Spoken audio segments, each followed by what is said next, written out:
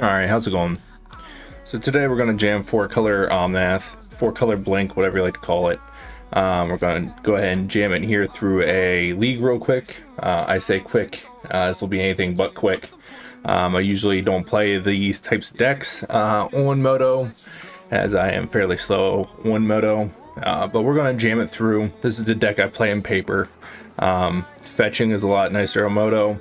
So anyway, I'll go through the deck here. If you're watching this on YouTube, if you look down below, I will list I'll break it down with timestamps for you, so you can go ahead and watch whatever match you want and just skip through any dead space, more or less. So this is my version of 4-color Omnath. There's a million ways you can build this deck. There's a bunch of flex spots that you can put in the deck. This is just what I'm running.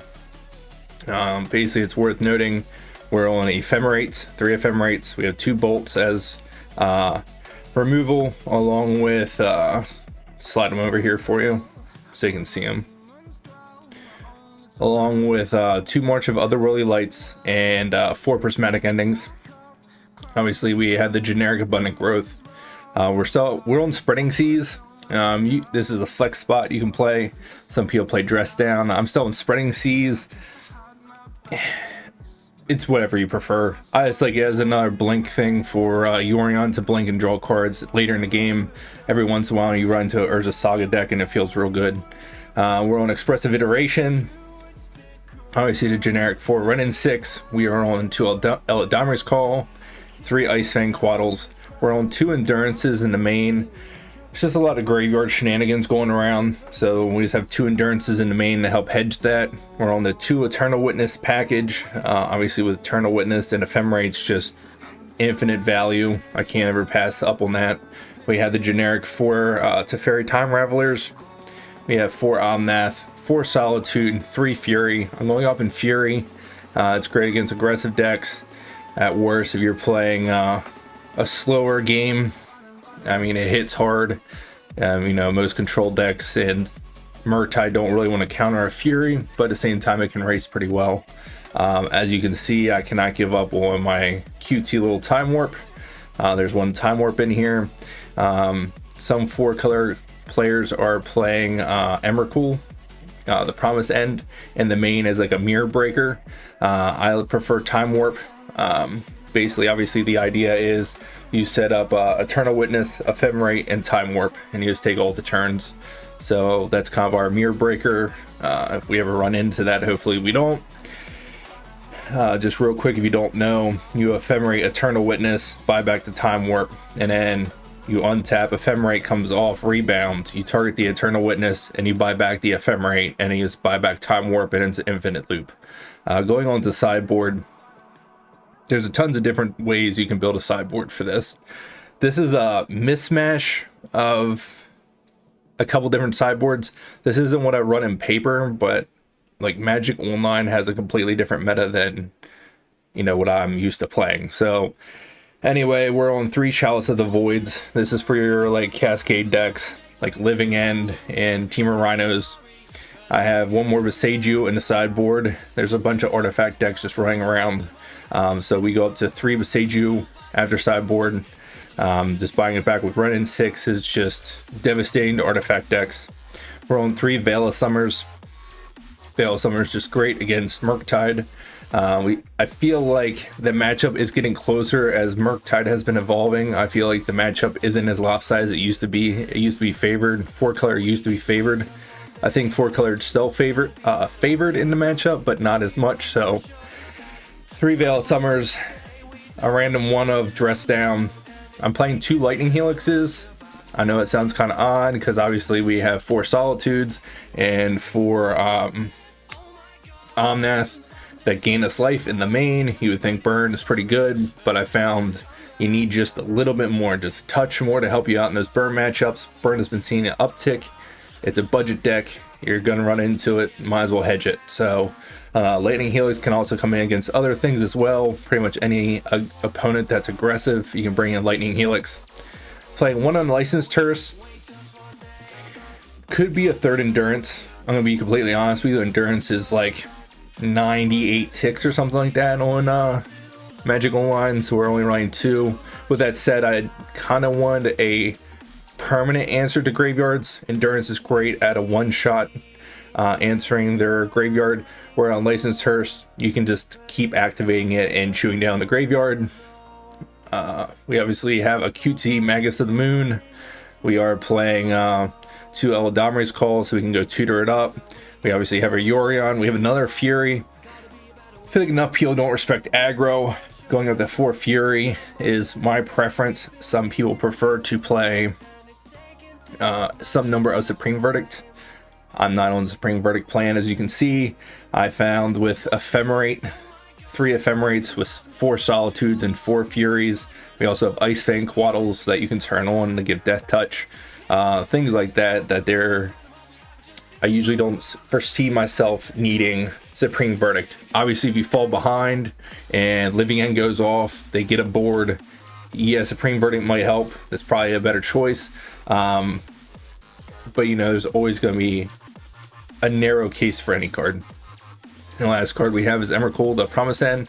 That's just great against any long matchups like the Mirror, or if you're against Murktide or Blue-White. It's just a really great card to have. So anyway, that's the list. That's what we're going to jam. I already joined a league here, so go ahead and start this and see how we do. Maybe. All right, there we go. I'd love to be on the play. We have a companion. Well, we have no land, so we will mulligan pretty easy there. We'll go ahead and keep this.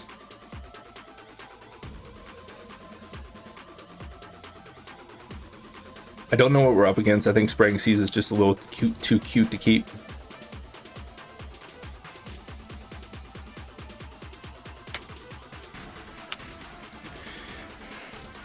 Alright, double Omnath.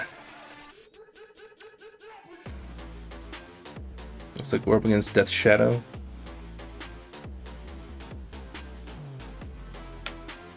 Alright, let's see what our opponent's up to.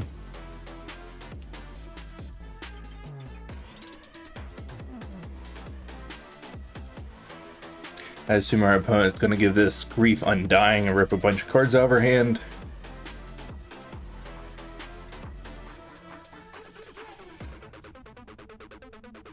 Yep, there it is. I assume all of our Omnaths are gone now. Let's see what they exiled here. Alright. Looks like they exiled a Grief to a Grief. Alright, we're down 2 Omnaths. Let's see if we can beat this Grief at all.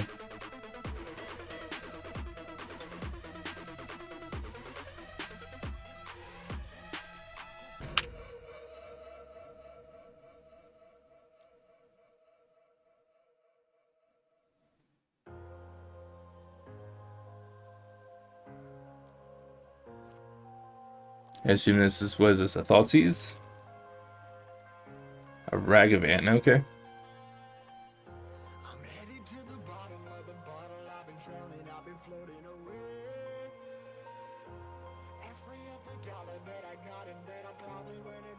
So this Ice Fang Quaddle's nice. We can block the Ragavan. See if we think the Ice Fang will survive to blocks. Or you just play a Teferi, bounce the Ragavan, make them have to dash next turn, and send at least a Grief at the Teferi. It doesn't sound super exciting. I think we just need to buy a little bit of time here, so that's the play we're going to go with. I assume our opponent has Unholy Heats or Fatal Pushes, so us playing this Ice Fang and thinking it's going to get the block isn't very realistic in my opinion.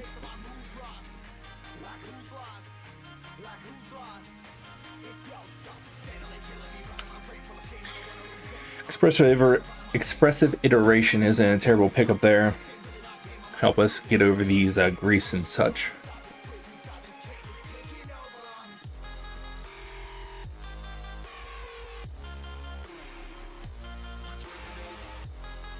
be curious to see what our opponent does here. See if they just spend a turn dashing a Ragavan, or if they have another play.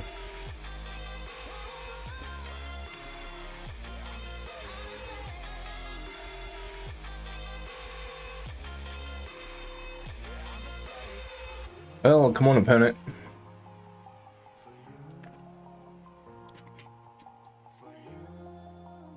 They're held up in my main phase. I have no idea what that means.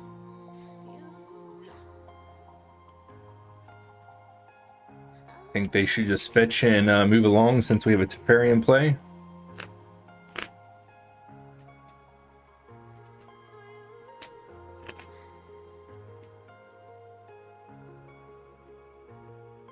Alright, looks like they're back. Sweet.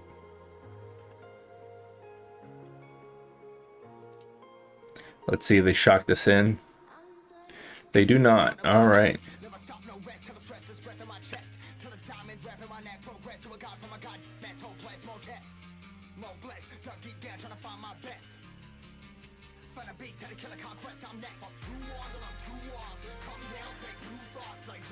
Interesting.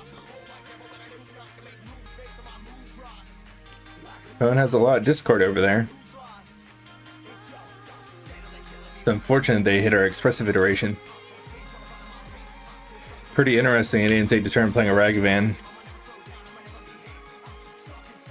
Seems a little sus in my opinion.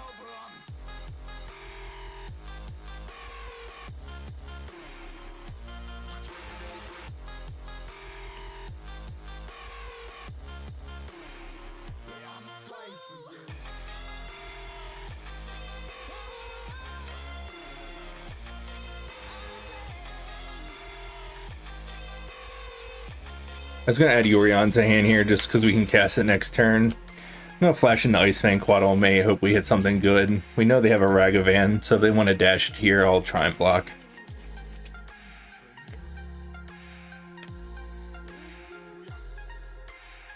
This Grief might go to distance with the Menace.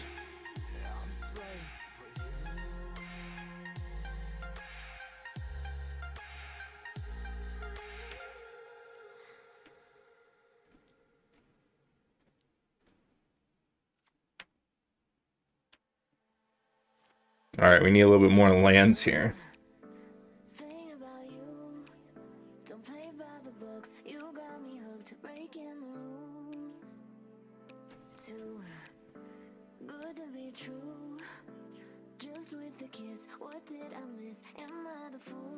It's rather awkward here.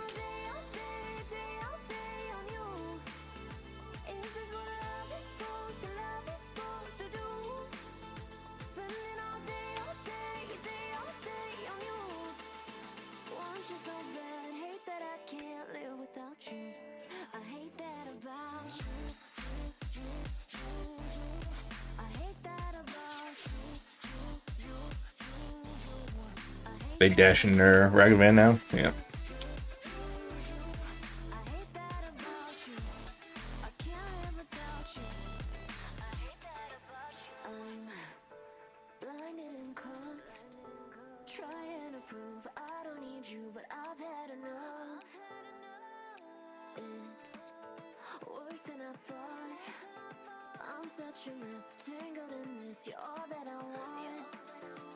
Question is which card do we exile here? Shadow is rather annoying for us. With that said though, Bolt kills either of them.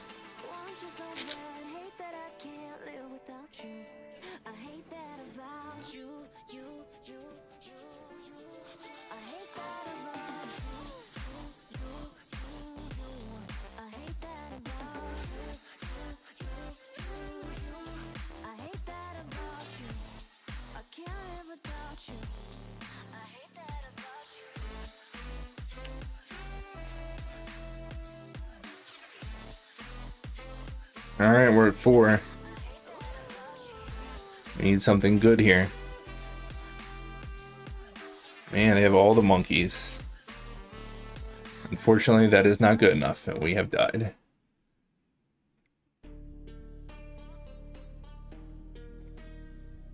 Alright, sideboard. We want all the Veil Summers.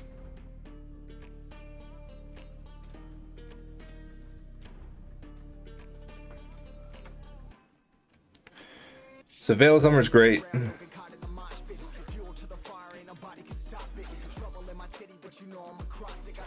They're kind of more aggressive. I actually kind of don't hate Lightning Helix, to be completely honest.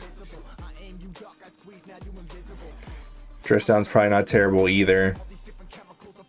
Question is, do we need unlicensed Terse or not? Do we think they're on yeah, the Pyromancer or not? That is the question. Chalice is also probably not terrible against them. I assume they have tons of 1 mana interaction.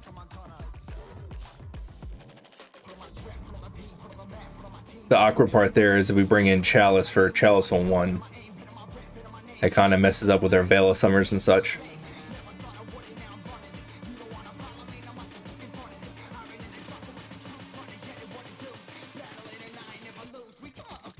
So go ahead here and cut 3 of our Spreading Seas. Bring in 3 Veil of Summer. Spreading Seas is usually my first go-to cut. It's pretty easy, usually pretty easy to cut it. Magus of the Moon, we could try and like punt them off of red. I'm sorry, off of red, off of black. They weren't fetching basics there. Time Warp's a little too cute. I don't think they're going to give us time to set it up. I'm going to bring in 1 Lightning Helix for that, since they're seemingly fairly aggressive.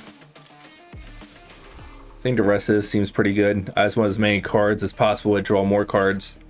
Fury can be a 2-for-1. Expressive Iteration's good.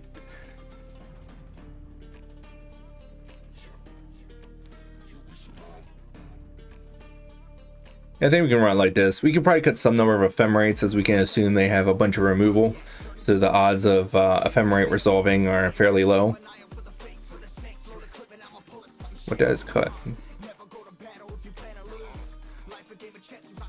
79.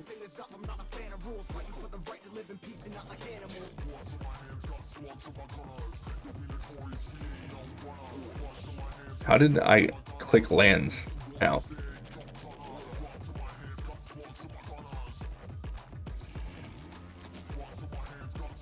Alright, we'll submit it like this. Sorry, somehow I clicked land somehow, I guess. Alright, let's see if we can not mulligan this time. This hand is kind of rough. Since we had the Abundant Growth, I'm going to keep. With the Reflecting Pool, we'll have all of our mana. And then we also have a Veil of Summer, even though I'm sure they'll rip that out of our hand.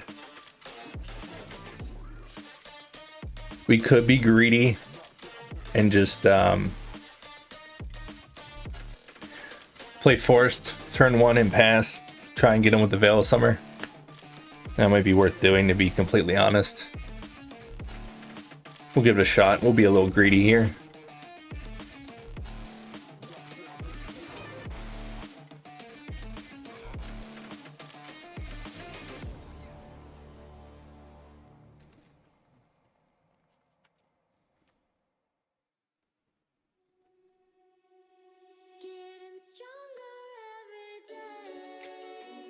See if they'll bite here and try and give it Undying again.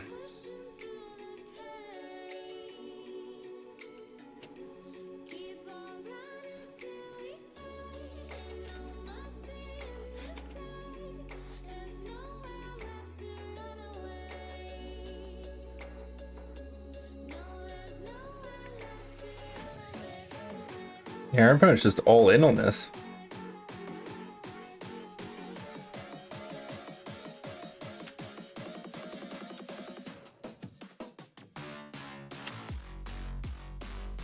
Alright, well that works out. We can just bolt it now.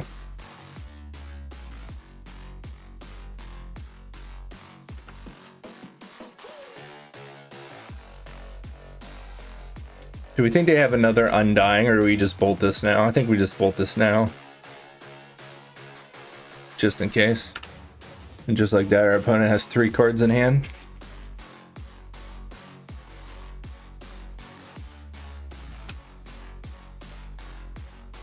Let's see if they have the monkey dashed here. Of course they do. Why wouldn't they?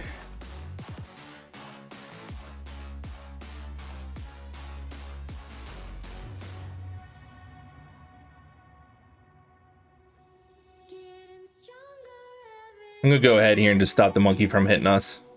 They have 2 cards in hand. I feel like the longer the game goes, the better it is for us.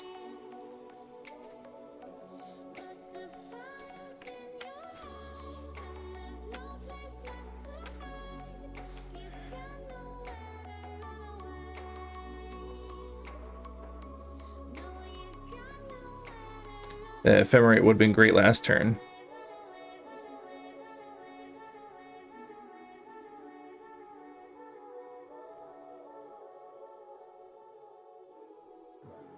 What happened to our basics? Where are all our basics at?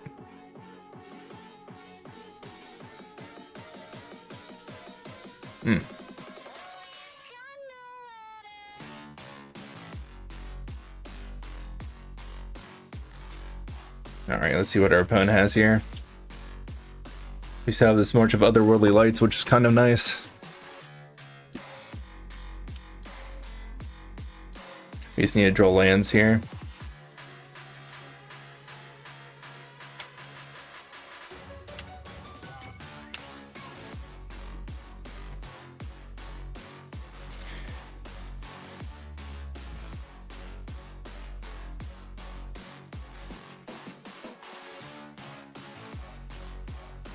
Question is, what do we go get here?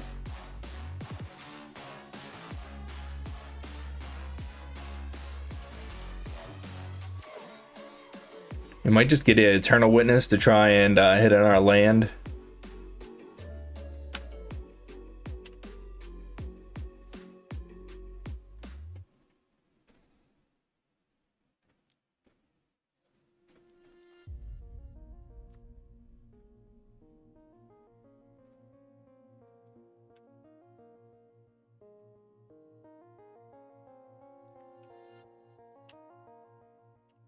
Just pass here.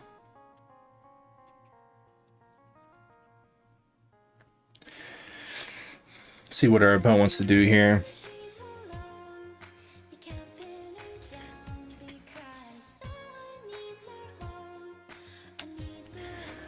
We might ephemerate this Eternal Witness. We'll see once, see what they do here.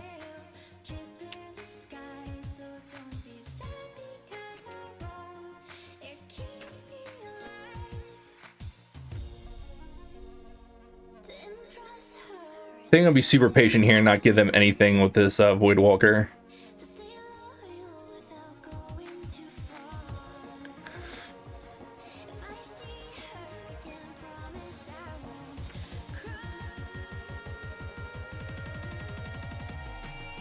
I should have attacked there. It was terrible. I clicked too quickly there. Should have definitely attacked for 2.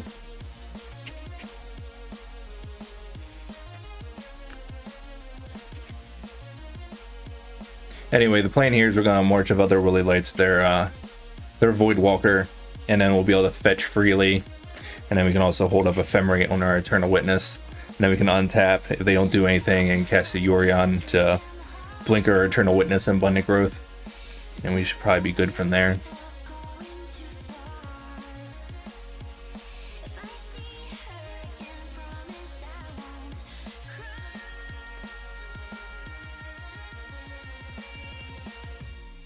Our opponent is deep in the tank. Apparently our hand is super stacked.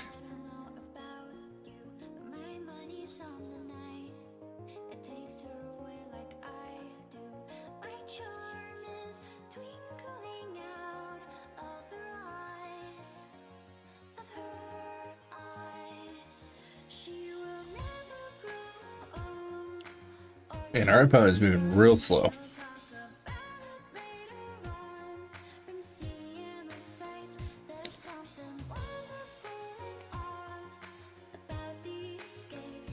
Alright, they're doing something.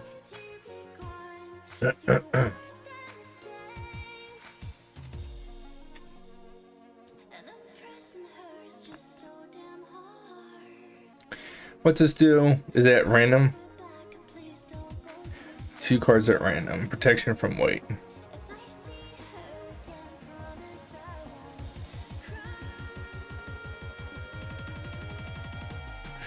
Just gonna go ahead and exile this a while.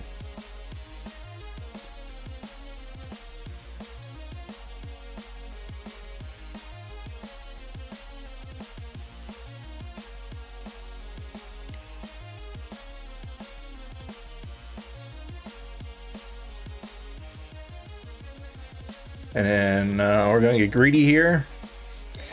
See if they have a removal spell. They have one card left in hand. Let's see if they can kill this Eternal Witness. Alright, they cannot. So we will go buy back our Veil of Summer. And this will be great. We'll get to draw a card. And our Torek isn't going to do much of anything.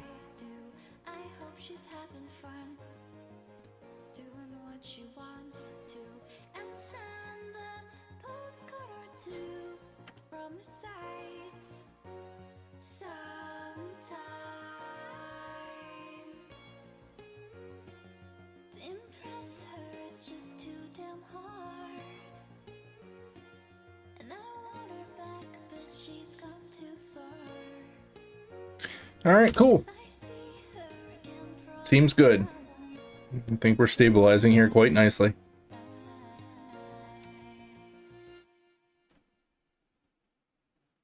Alright, our opponent just packs it up. They knew it was over. Cool.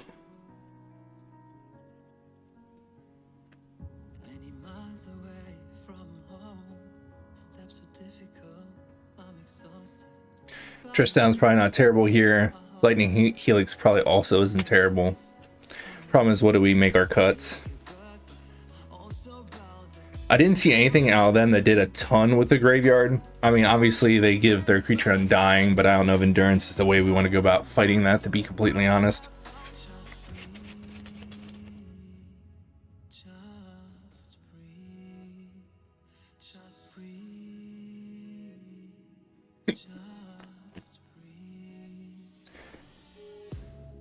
We could bring in Magus of the Moon. I don't know if it's really worth it, to be completely honest. Try it like this. We'll get to see how much play draw dependent this matchup is. I think the fact that they get to go first and we won't be able to hold up our Veil of Summer will be definitely a big thing.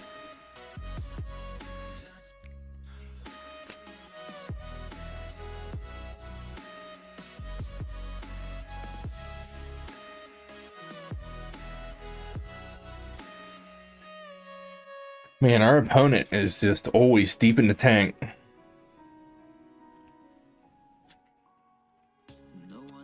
So we're pondering.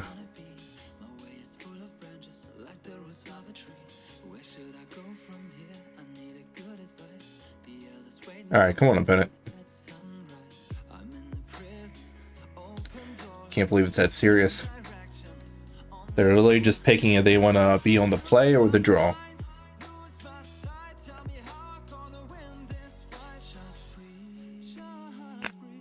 Alright. Shocker, they want to be on the play.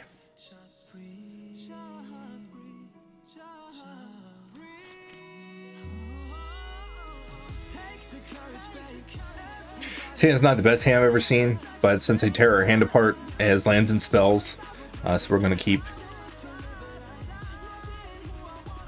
Wow. They didn't destroy our hand immediately. I don't know what to think about that.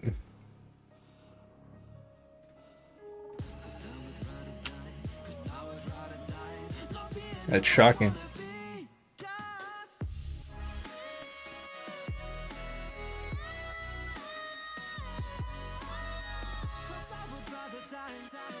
Let's see if they have a Dash Dragavan.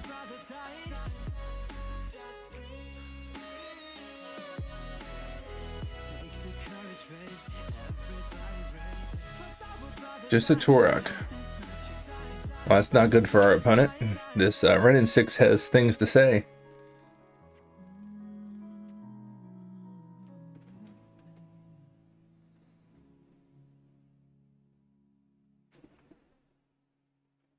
Always forget what color that doesn't make.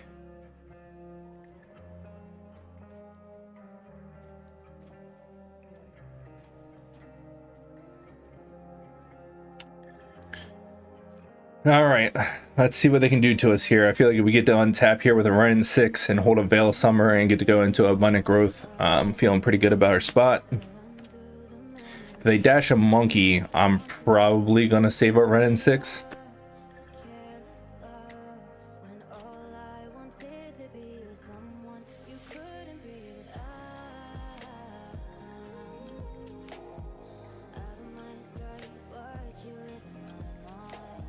All right, I'm gonna go ahead here. They attack our right and 6. I'm gonna save it. I think we're gonna pitch the Teferi as Prismatic Ending as a premium removal spell against them.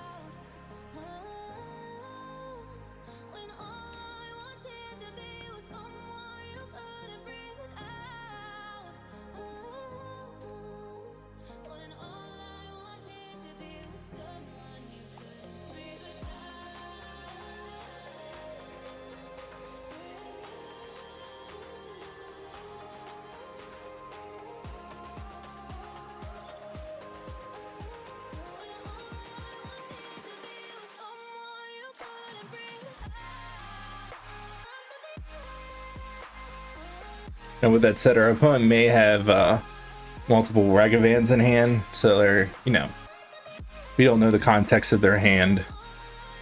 If we did, you know, it might have been better to keep that Teferi to play instant speed Prismatic Ending.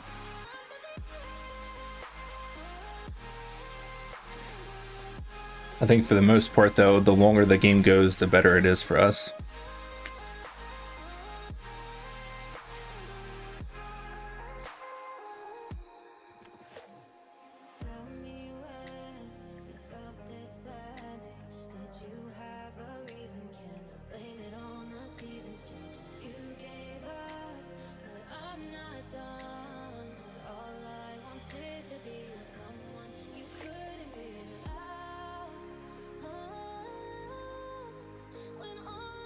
See if our opponent wants to give it Undying or not. Looks like they will. Just fine with us. We will just Prismatic Ending it in our next turn, which is great for us.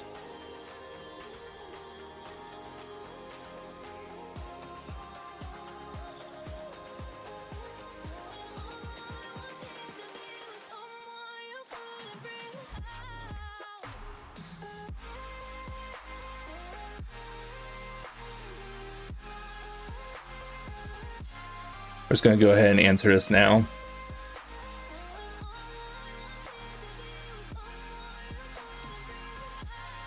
Just try and keep the battlefield as clear as possible.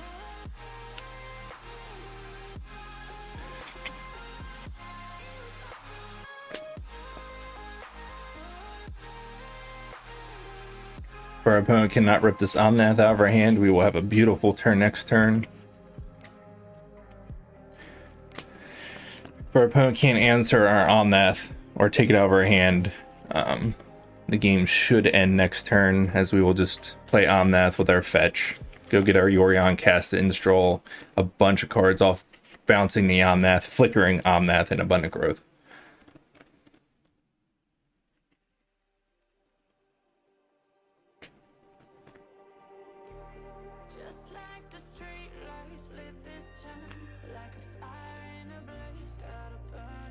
Fortunately, our opponent has a Thoughtseize. I assume there goes our Omnath. Even with that, though, I feel like we're in a very good position. We still have Expressive Iteration and Ice Fang Quaddle. Maybe we'll draw an Omnath. The Fairy's not bad either.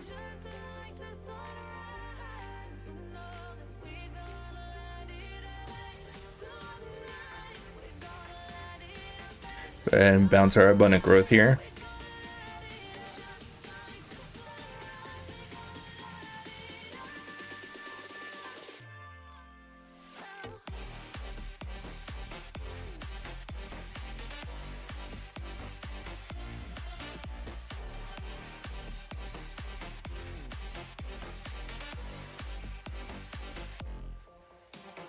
All right, a little flooded on lands here. With that said, this Teferi is some nice protection. We do hit an Omnath.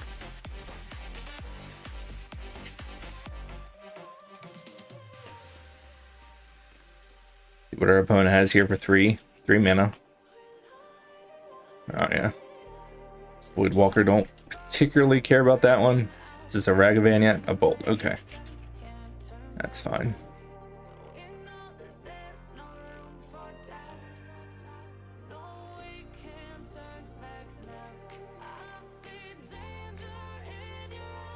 Start with Expressive Iteration here.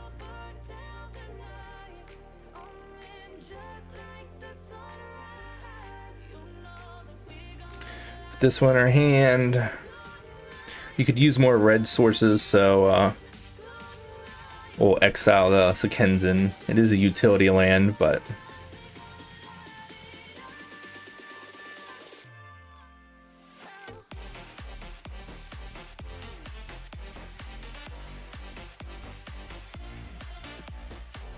question is, does our opponent have a way to interact with our Eternal Witness? Well, our hand, I should say. If we get back this Prismatic Ending, we could get back Veil of Summer. Be super well insulated. I think we just get back the Prismatic Ending here. Obviously, if our opponent has a way to take it out of our hand, it feels bad, but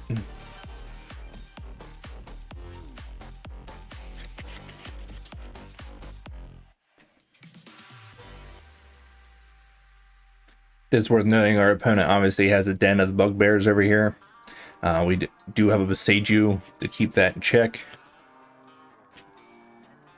Destroy target non-land permanent. What is this? I don't even know what this card is. Destroy target non-land permanent with value 1 or less. That's unfortunate. That's our abundant growth. Exile all graveyards. Alright.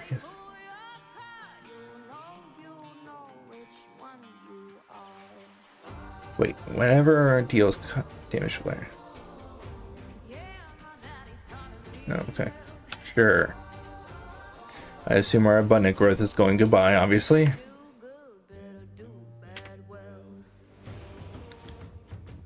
I don't particularly care about our graveyard, so I think we're gonna let that fly. We're not gonna Prismatic Ending it. We're just gonna hit this Void Walker. Hopefully we draw something good. Dress down's not terrible. So we're gonna exile all graveyards. I'm not sure I truly care.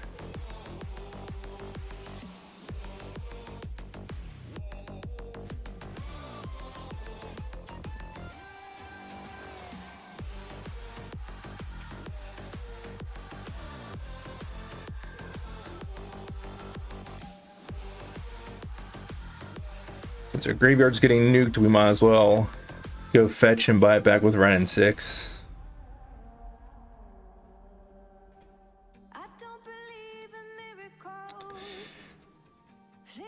I'm gonna play a little scared here. I'm gonna hold up the dress down. I think the worst thing that could happen to us is that they can kick a Turok, discard basically our only action.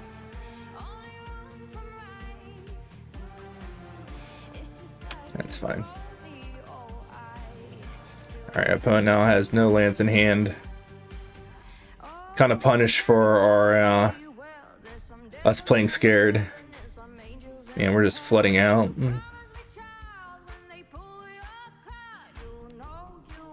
Solitude's a good one.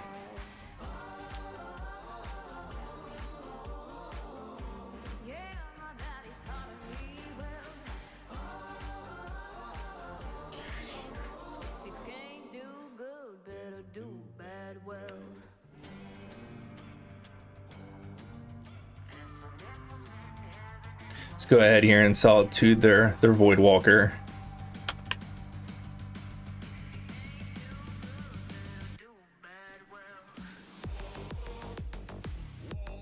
Let's go ahead and blow this up. Then we'll buy it back so we can blow up their Den of the Bugbears if needed. Alright, our opponent has conceded from the game. If only they knew our hand was terrible, but we still had a Yorion, so I don't think we're losing from there. Alright, that's an incredibly long game one. Man, this hand is so awkward. What is with our terrible mana base? We obviously have the Mugginess, no way we keep keep our hand with these lands.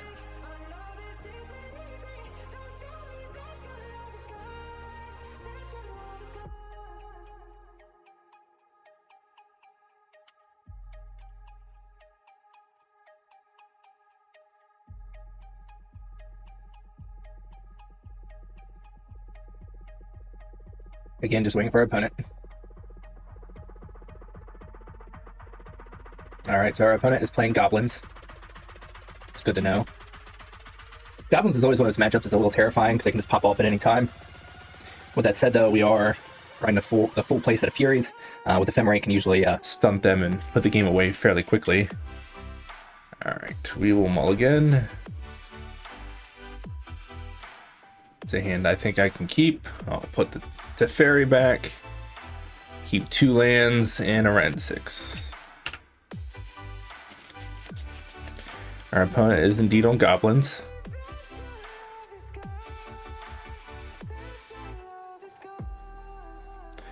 Well, there's an Ephemerate. We can just find, you know, something to Ephemerate yet.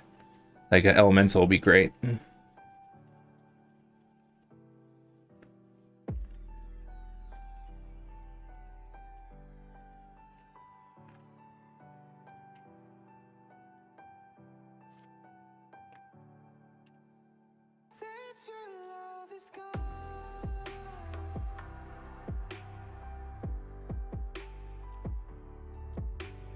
There's a Snoop.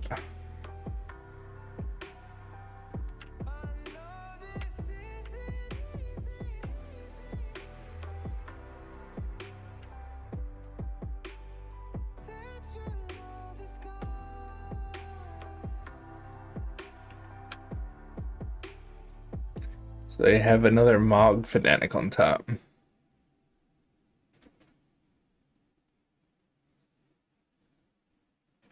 It's worth noting our opponent is playing a bunch of lands that are not mountains, so the odds of them playing Blood Moon are fairly low.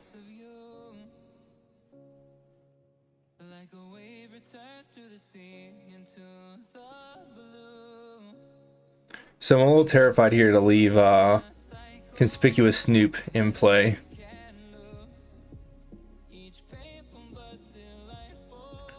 We can march of other Whirly Lights it by pitching the Ephemerate. I'm not particularly fond of that.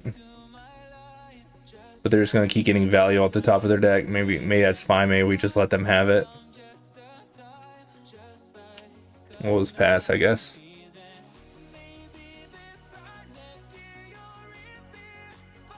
I didn't play the Ren 6 there, as I might want to flash in an Ice Fang Quaddle at instant speed to draw a card. To help inform our decision more for next turn. Also lets us hold up March of Other Whirly Lights just in case they start going off with Conspicuous Snoop. We know they have an Aether Vial on top. We really need to find a Fury.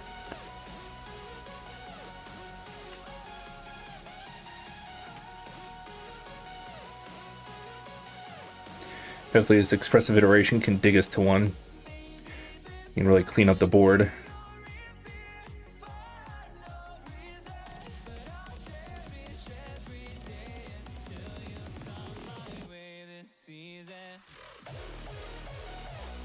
I think this is start to be part of their combo here. I can't remember what they put on top. I'm gonna play scared here.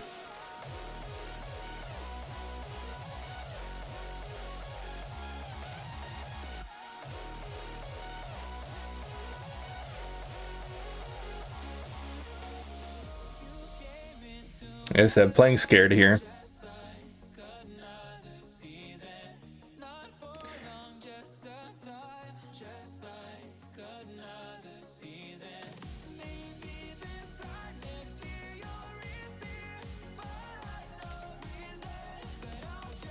See what they put on top here. Kind of stinks because our line of playing a Fury now is kind of out the window. Conspicuous Snoop is put on top.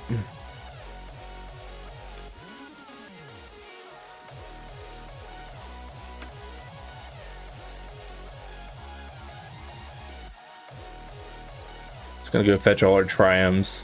This is not a type of match where we'll be cycling them, most likely. So just need to get as good a mana base as we can.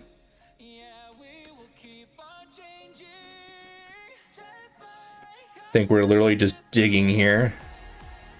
Omnath isn't terrible in the Year's Prismatic Ending.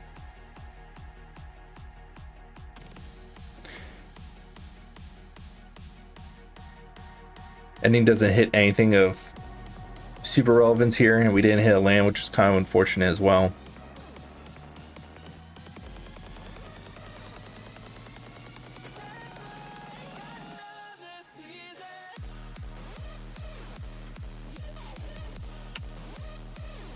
Rather unfortunate here.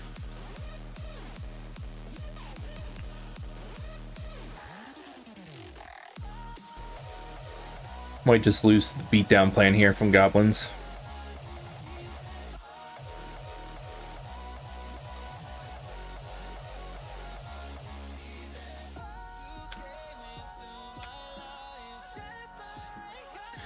Yeah, might just be dead here.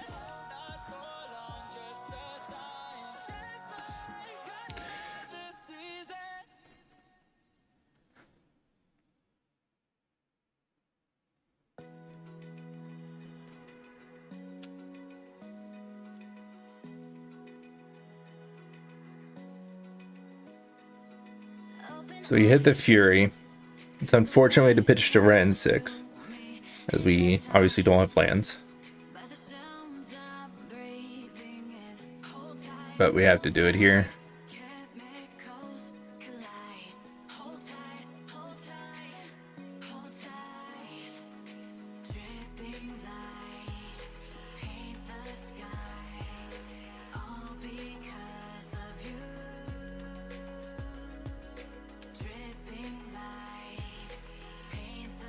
Pass here. This is great until our opponent hits like a matron or something, and the one that lets you add a bunch to your hand. Alright, here's this Snoop that we knew about. We do have an answer to that at least.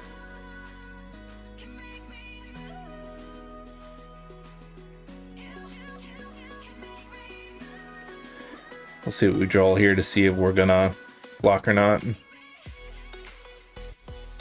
I'm just going to go ahead and block since we have an answer to the Snoop.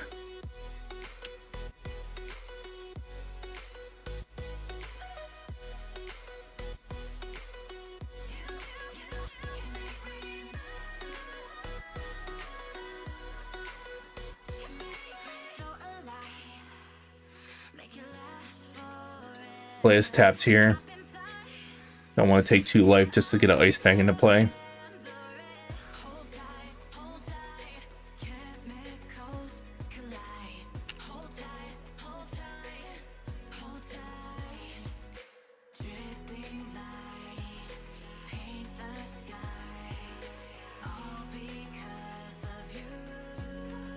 I probably shouldn't have fetched here, actually. I should have held it.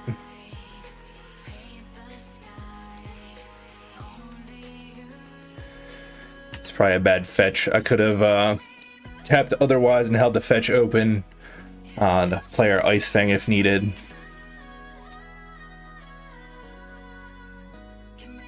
I'll be risky and take this hit for 1. I'll be greedy and want to flash this Ice Fang in and blink it with Yorion.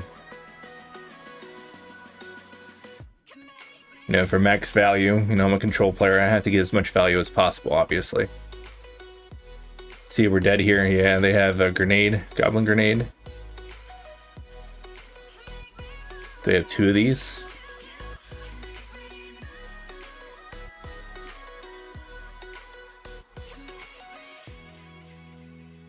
Well, I must say, if that was it, I think that was a good hit.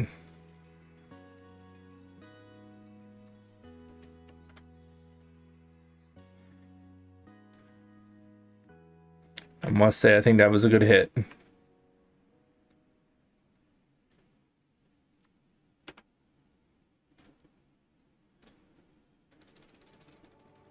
Now, as long as they can't kill us next turn, we'll be okay.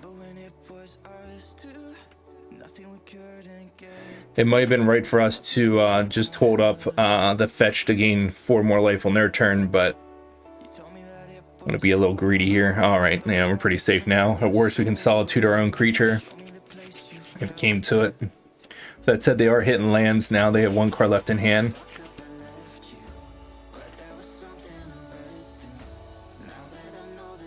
See what they do here. See if they attack. No attacks. Okay. All right. Opponent just concedes. All right. That's very nice of them. All right. So Fury's great. Lightning Helix is great. Dress Down's great. That's probably about it. Chalice of the Void, I'd have to set it at 2 to probably be most effective against them, and we just have too many 2-drops for of ourselves, so it's not very realistic for us to do, to be completely honest. So again, you'll see the cuts I always tend to go towards for the most part is Spreading Seas and Time Warp. They're usually like the easiest cuts. If I knew, so we could try and do Veil of Summer. Their combo kill, I'm pretty sure, hits a target player. And I think the creature's black, but that seems so side case, it's not worth doing. Besagio isn't worth doing. I doubt they're on Blood Moon. Maybe they are, good for them, but I don't think they are. Blood Moon doesn't stunt us that well. Chalice isn't needed. Unlicensed Hearse isn't needed. Emrakul is not needed. So I think this is all we got. We just got the Lightning Helixes. And what else did we bring in? 2 Lightning Helixes and a Dress Down is probably what we got.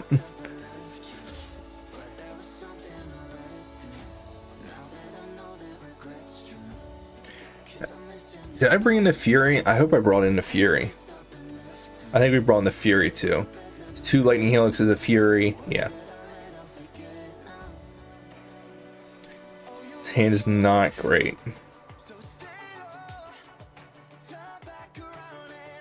I hate the mulligan this because it's lands and spells. We're going to go ahead. That's what I get. I should have just kept. It's unfortunate. We had to mulligan to 5 here. Alright. It's not great. Have to rattle off some lands.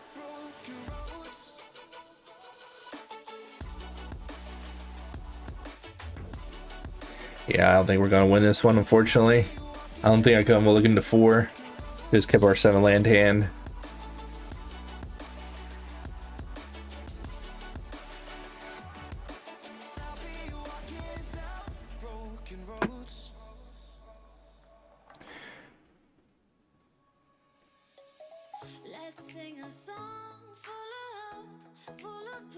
So awkward because we need white mana on the Prismatic Ending, their Aether Vial, and I hope to stunt them off their colors.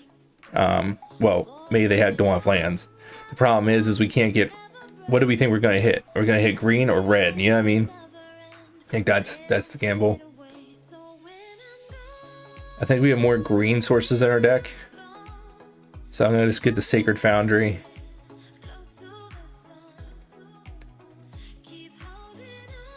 Because it also lets us cast our Lightning Helix.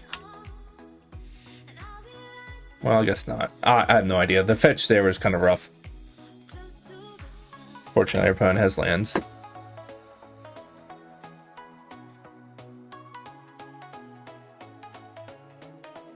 Alright, we need a land.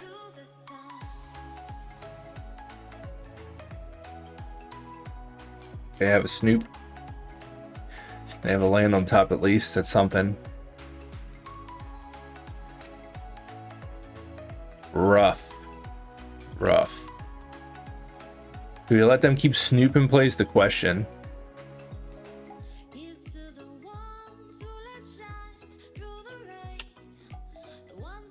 We'll pass here and then do a stop and upkeep. So if a Goblin Matron, prefer if they didn't play that. Feels bad pitching our other Solitude, but I feel like our Prismatic Ending and Lightning Helixes are more realistically able to be cast.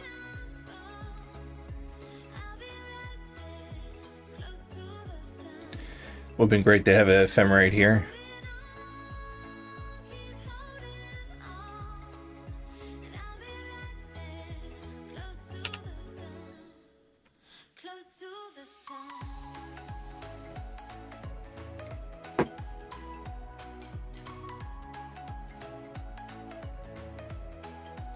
Our opponent's getting aggressive here. Oh, may not. Okay. Oh, I thought they skipped through their entire turn. They got lucky.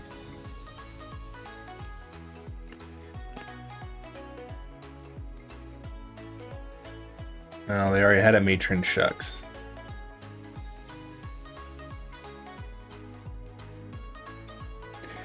Good gracious, we just need a land. I mean, his Fury is gonna put in work, but man, we need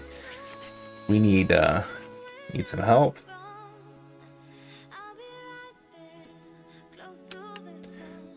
So they have that card. Be great if they cast it.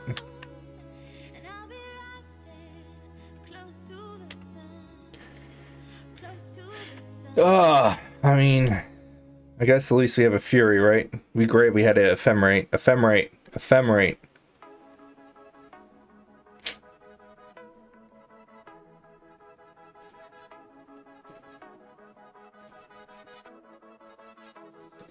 All right. Well, I guess we can't have it all, but I mean, this is pretty darn good.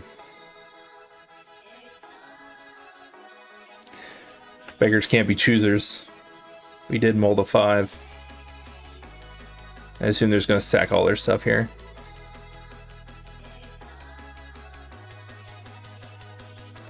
Yeah, I was gonna say, they can't make black mana, right? Oh yeah, so they just fetch their card away off the top. They're just hoping to hit something better off the top. Yeah, I was gonna say, it didn't work out how they wanted to. They had to fetch their own creature away.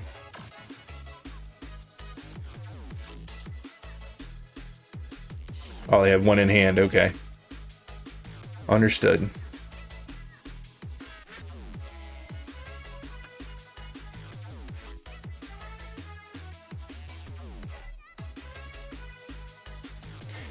I was gonna go ahead and make the board clear. Just gonna go ahead and kill their creature off here. Hope they don't have a hasty boy, and then we can start buying lands and hopefully get into this game. The fact that we're in this at all is kind of wild. So they have something hasty? Okay. I assume they go get another one of their conspicuous snoops. Yep. That's fine. That's a pretty good one.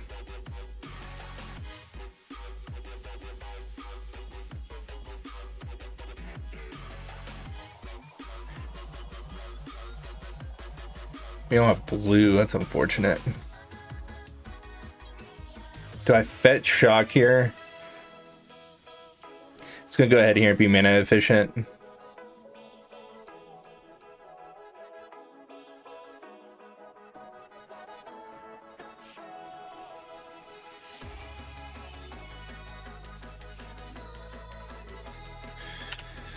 Go ahead here and pass. Hopefully it can't do too much damage.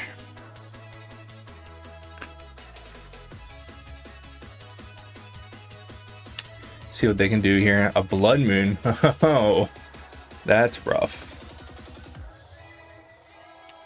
I don't know. There's much. Blood moon's a rough one. That's unfortunate.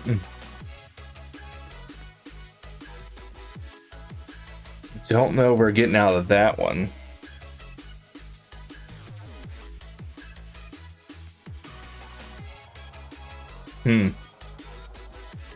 Yeah, yikes. Yikes. That's scary. We have no way to change the top of their deck. I guess we could find a Besage.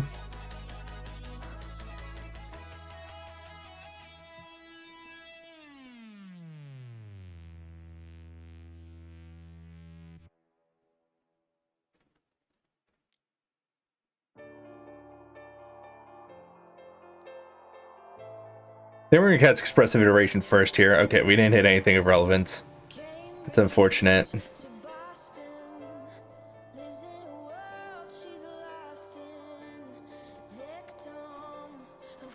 Alright, that's unfortunate.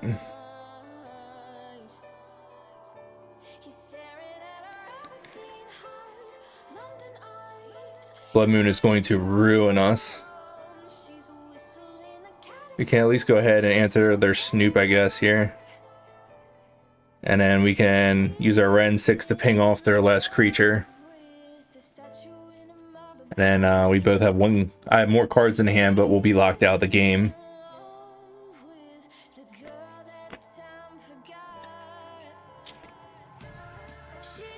Fetching the snow-covered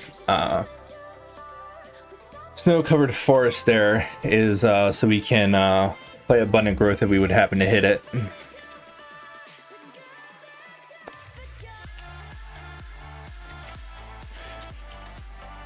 All right.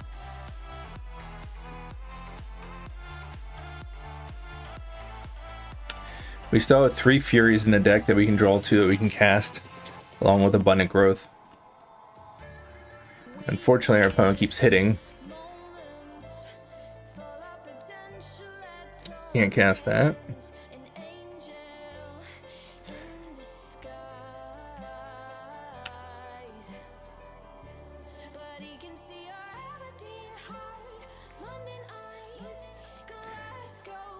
Alright, our opponent has all the Blood Moons. Alright, so we're not drawing out of this that way.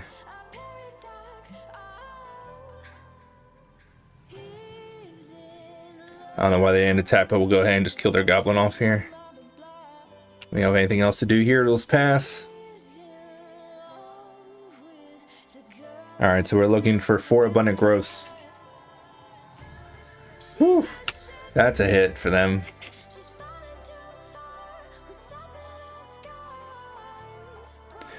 A Charmal.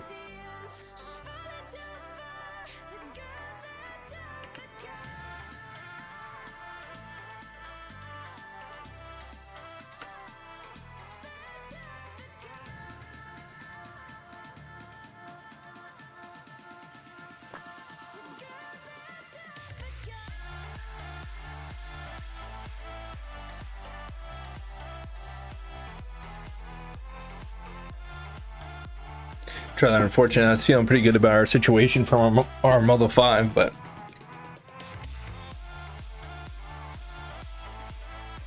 if we hit a Fury, we're still in it.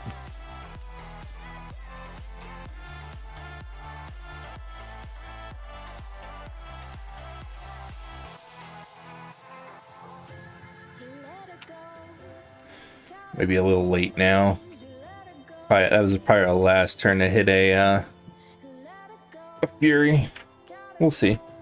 Never know. Alright, Fury. There's not a Fury. Alright, well, we were stunned to lands for many turns, so I don't know if there's much we could have done there.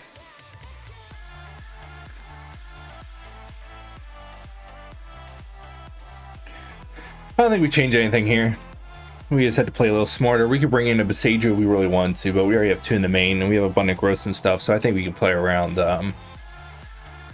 we're going to play around Blood Moon. I guess they can power it out pretty quick, so maybe that's one reason to bring in a Besagio. They have the Sack Goblin, they can play it very early on. Teferi is kind of terrible in the matchup.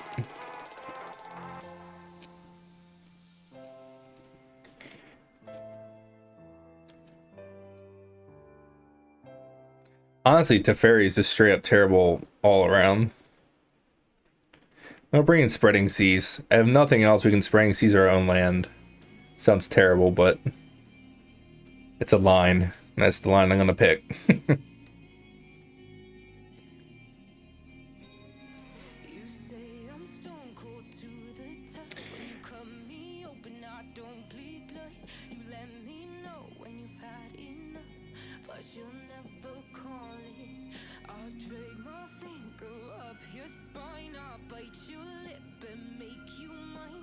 Kind of awkward because we have a forest.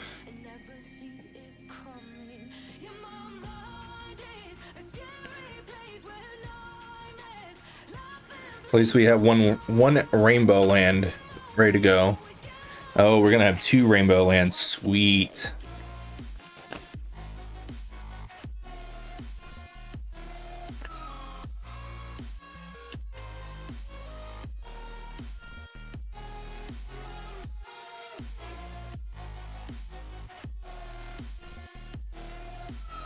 Well, I think we just had to murder this on sight every time.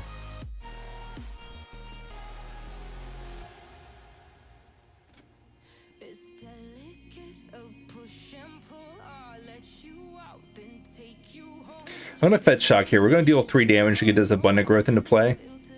I'm not saying this is the correct line, but I just want to have double lightning helix up next turn. So for us to do that, we had to do it this turn. That's probably going to be lights out if we can resolve this fury with the ephemerate. Seems pretty solid.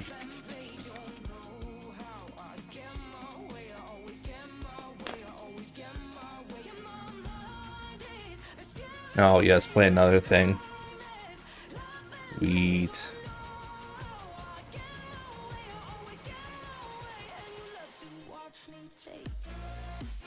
I don't think I can help myself not to ephemerate this.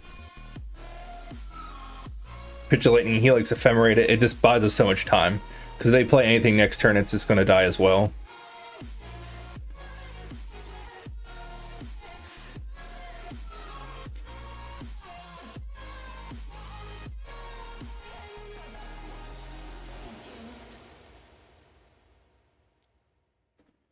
Yeah, it just buys us so much time.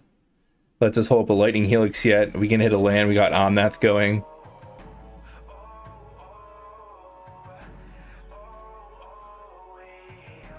Yeah.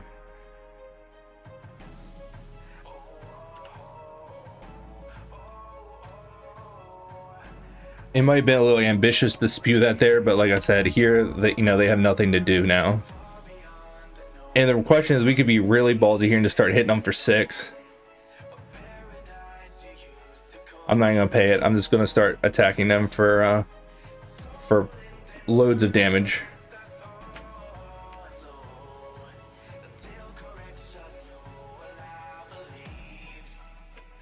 Okay, so you're gonna deal it 1 and block. I don't think this does it, right? Okay, deals it 1.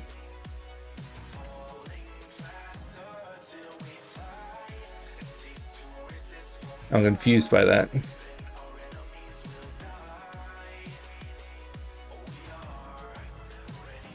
mean, we can lightning helix it, but do we need to? I think we just had Yorion to our hand. I'm really confused by that. Maybe I'm reading too much into it. Hopefully we just don't die here, because I just punted somehow. Goblin Matron, okay. It's the last card we know about. I assume you go get Snoop.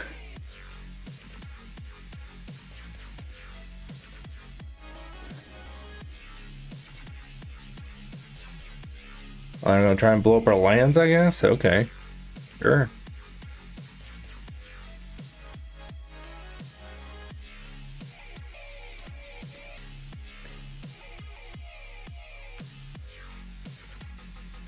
I'm not sure our opponent's line is a winning line, but it's a line.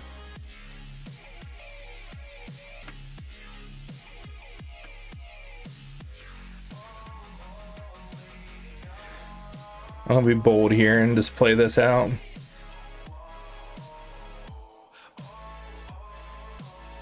Hopefully we hit a fetch here. Not the fetch we wanted. But our opponent's going to spend their entire turn blowing up one of our lands. If we hit a land at any point here, it's just going to be super great for us. Alright, our opponent just picks it up. Like I said, I feel like them taking a turn off and just taking all the hits from Fury were not going well for them. I don't think that's a winning line.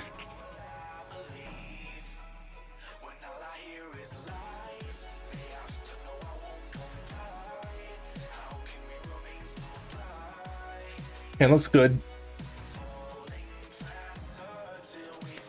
We have a turn 1 abundant growth, followed by a reflecting pool, a red and 6 to buy back our 1 fetch. We have interaction.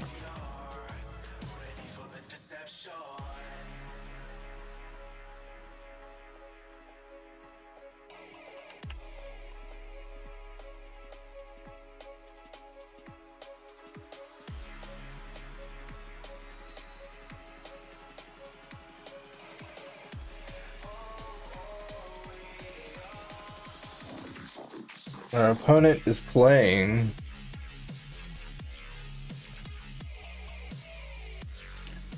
generic Ragavan is what it's called.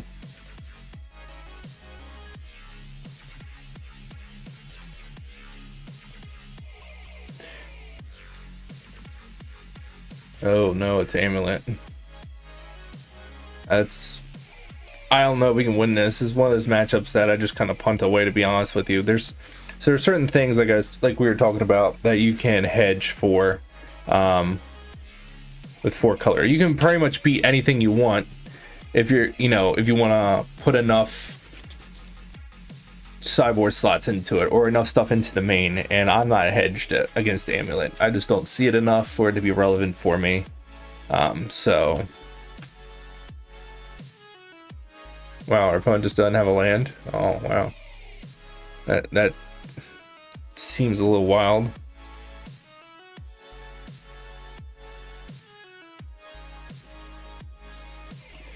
I have a feeling our opponent just misclicked. The spring season isn't going to do as much. It just draws us a card. I don't think it's going to stumble them at all. I mean, if they hit a bounce land, that's a good card. If our opponent just hits a bounce land, it's going to bounce it, and the spring season didn't do anything. But yeah,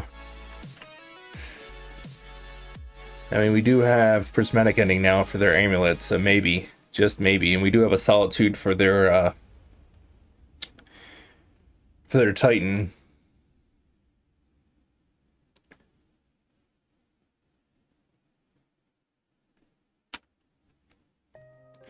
I still don't feel great in this matchup, to be honest. We have one dress down, but like I said, this is one of the matchups I just not here to compete against, unfortunately.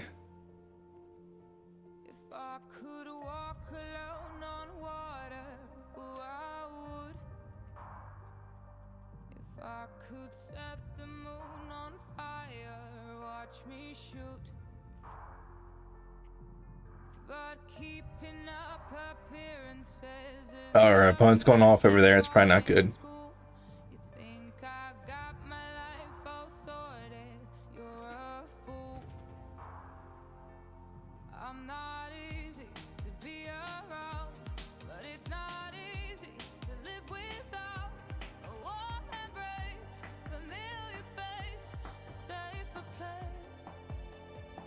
I know we have a Sacred Foundry in hand. I'm just trying to thin a deck by fetching. I'm not sure saying that's the best line here, but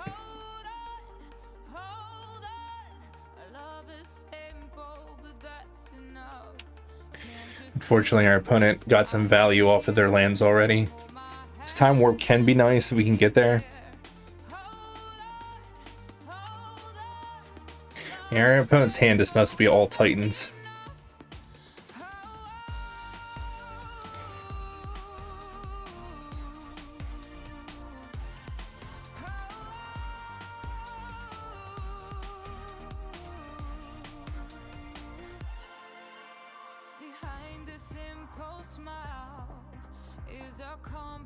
It is risky, so we play our Omnath here. It means we don't have Solitude up unless we draw a white card, but I feel like this matchup's really bad for us, so we just kind of have to jam here and hope to hit. And we're probably not just dead. All right, so we hit a white card for our Solitude if we need to, which is nice.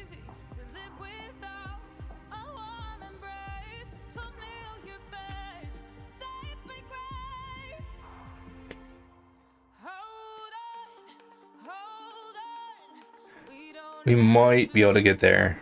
With a hope and a prayer, we can ultimate our Ren 6 and have a time warp in the graveyard, which we might be able to get to. We might actually be able to snag a game 1 here, which is very unrealistic usually.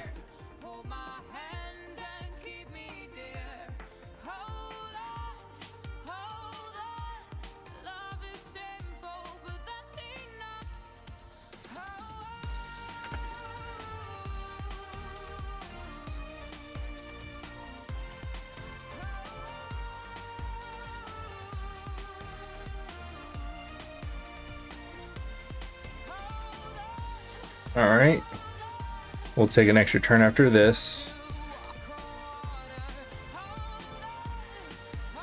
We'll go get our Eternal Witness.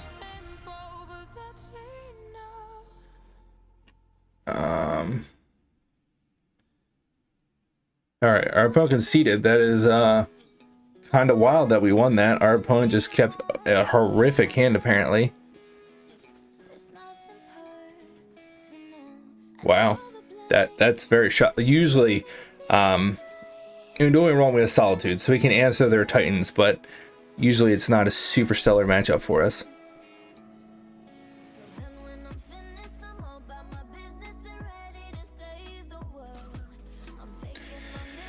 Alright, Veil of Summers aren't good here. Lightning Helixes aren't good here. It doesn't hit anything of relevance. Can't think of the name. The 2/4 that they play for 3 mana that makes all their lands rainbow lands, more or less. That triggers Valid Cuts and stuff, which I assume they're on Valid Cuts. Is a 2/4, so it's not good there. It kills, pardon me, it kills Grazer, but that's not worth it. Licensed Hearse isn't good. Fury is mediocre, is not good. Chalices aren't good here. I could bring in Evercool, but I don't think we're getting that long. If the game goes that long and I'm not dead, it's probably good for us. If we are, you know, if the game goes that long, we're probably dead. It's either like we're doing great or we're dead. So we're gonna leave Spring Season. As you saw, it didn't do a whole lot. Dress Down is obviously great against Titan. We're on the 1 Beseiju, right? Yeah, we're on 1 Beseiju just to try and hit their lands and their their amulets. As we saw there, amulets are very important. Magus of the Moon obviously helps shut down their entire game plan for the most part. It's not an auto win, but it is pretty strong against them.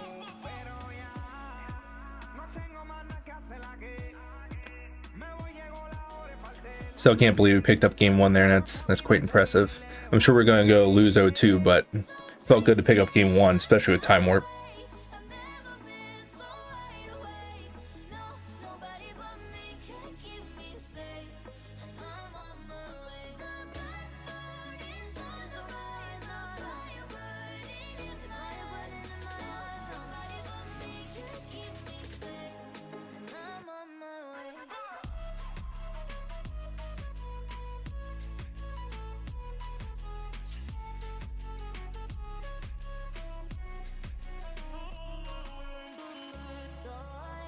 It is worth knowing why we're waiting here.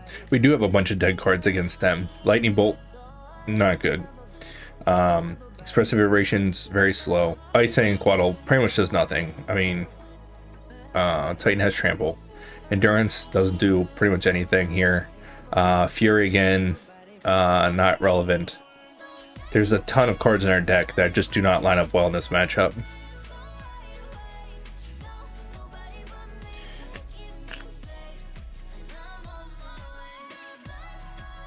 His hand's not amazing. With that said, though, we have interaction for an amulet. Unfortunately, it won't be till turn 2. We have a Beseiju, and we have a couple other smattering of creatures, so I feel like we just have to keep a hand like this, unfortunately.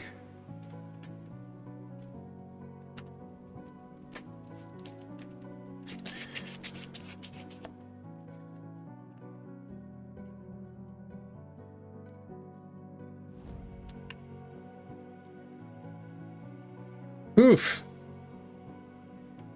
That's going to be rough. Probably just, our opponent just has the nuts over there. Unfortunately, we don't have a white card to pitch here. We could pitch for Otherworldly Light here, and then untap and Beseiju. Probably had a chance, but I was going to go ahead and fetch a while because I don't want to draw a land.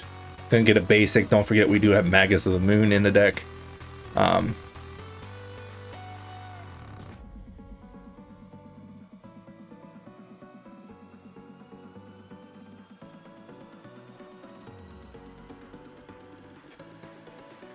Feels really bad. Probably just gonna get got here. Unfortunately, nothing we can do. Double amulet opens are kind of busted.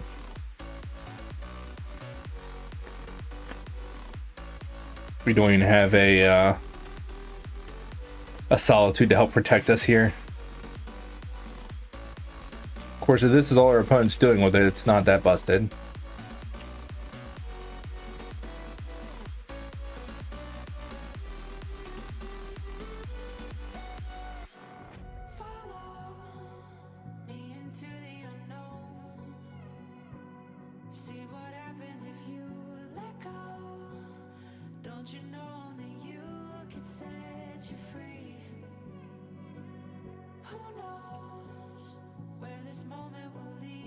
Alright, we're gonna besage you away their amulet. It's not great, and I don't like it one bit, but it slows them down.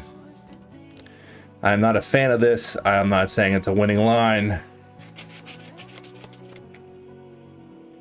It's unfortunate as well, because even with Expressive Iteration, we still can't hit a Magus of the Moon next turn and try and lock them out the game for their terrible mana base.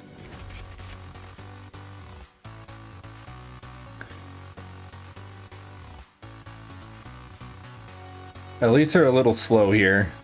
Yeah, that's one thing we have going for us. So I do have a tight next turn.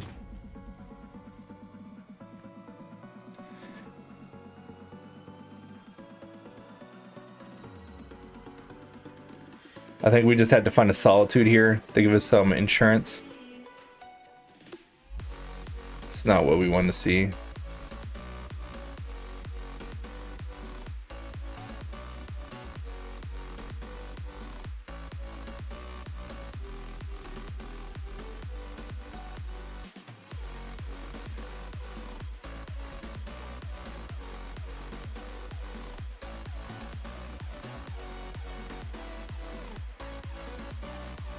Hopefully we can hit Solitude here, maybe. It's unfortunate. It is worth noting I might have went and did that in another order and add the fetch to our hand. There's a pact. Yeah. See, we're just dead here. I was trying to set up that we get Ice Fang Quaddle and play with Death Touch, but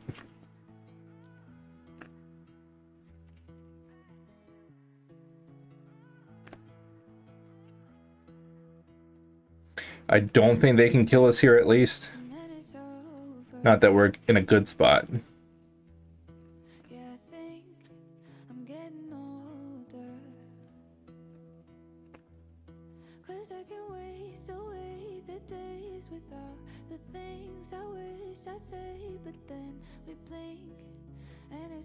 So the only hope we have here is our opponent gets super greedy and doesn't get any more green lands. If they don't get any more green lands, we can Spreading Seas them off of green and pass, and then they can't pay for their pact and upkeep and they will lose. I assume that won't happen here, but it's an out.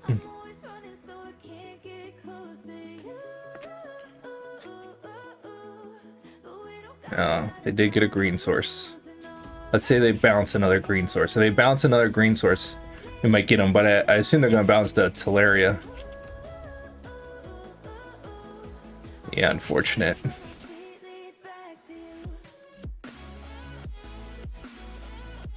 Surprised they didn't bounce the Teleria West, because they could have went and got another pact.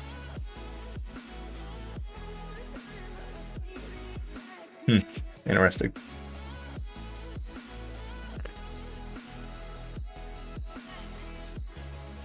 So you're telling me there's still a chance?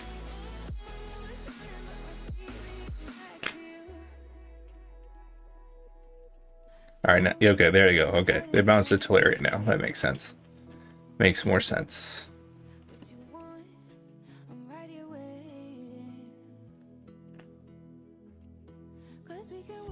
That just makes things so awkward.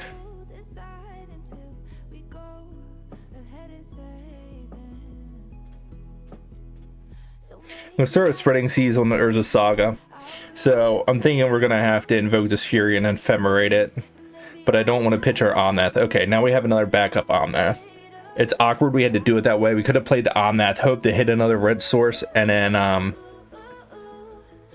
did more with our fetch land, gaining us life, etc. But if we didn't hit, it was terrible.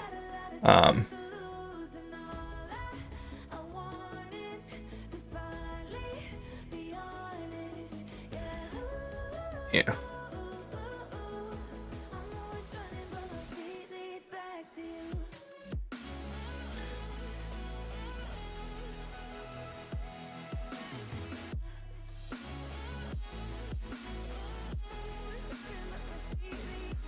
They sure our opponent can't go get another Titan.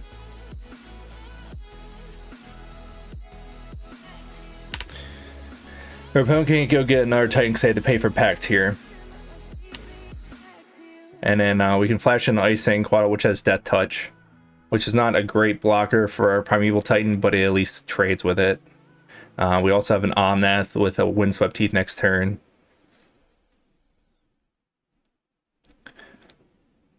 So we'll at least be able to buy Yorion, hopefully, and blink everything if we want to.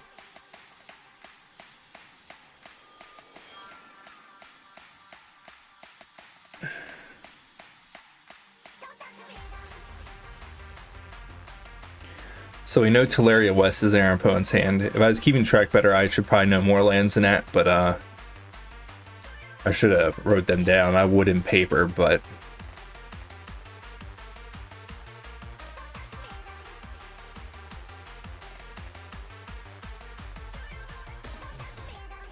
just waiting for our opponent here. I'm actually ahead on clock. Can you believe that?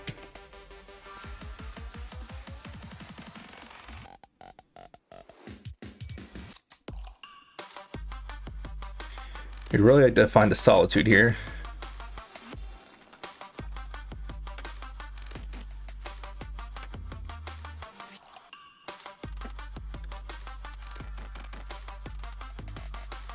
So we're noting Flicker or Ice Fang Quaddle, not Fury. I know we could kill their Grazer and their Sakura Tribeller, but they would most likely, sack this Sakura Tribeller. I'm not really worried about the Grazer. This Boseiju makes it really awkward for us, because we like to hit their lands. Man, this is awkward for us.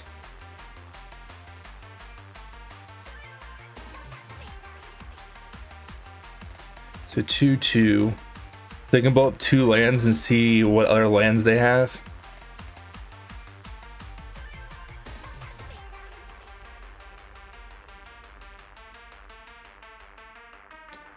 I'm curious to see what other lands they have. I don't know Titan list. I should probably look it up. I'm sitting in front of a computer.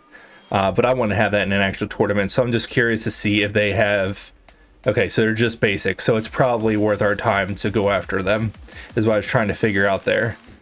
Just stumble them on mana here. To start Boseijuing the living crap out all their lands is probably a pretty good way to go here. To start looping our Boseijus.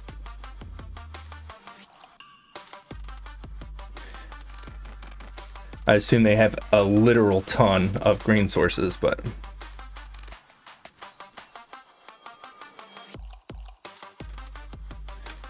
I'll attack with the Fury. I'll hold back the Ice Fang Quaddle. Not that it does a whole lot in the face of a Titan with Trample, but it does have Death Touch.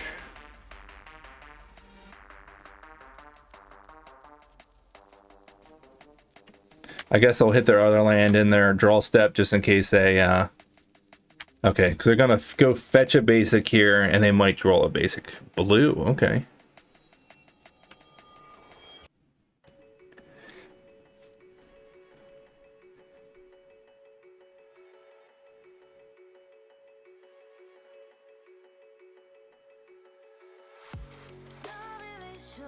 Oh, I need a green. What am I doing? Sorry guys, that was a horrible punt. I need to get green. We're probably just dead here. Yeah, that's unfortunate. That's so unfortunate. I mean, I don't think they can kill us here, but that is very unfortunate. That was terrible. Should have blew up their land.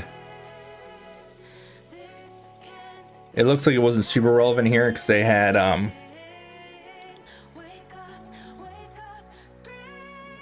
enough lands anyway.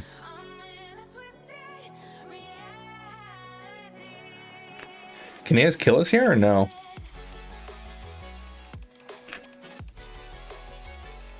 It'll be interesting to see.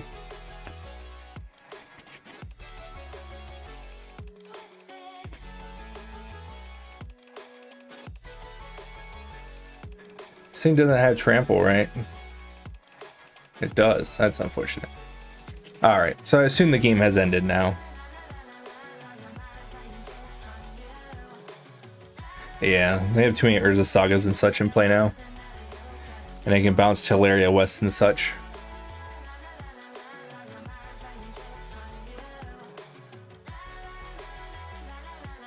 Unfortunate.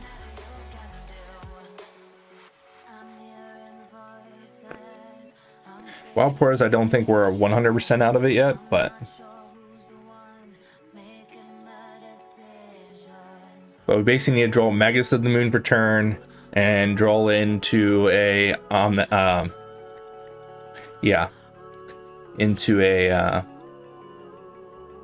excuse me, words are hard, into a Solitude. We need a Solitude for draw or off the Omnath, and we also need to hit our Magus of the Moon off one of those draws as well.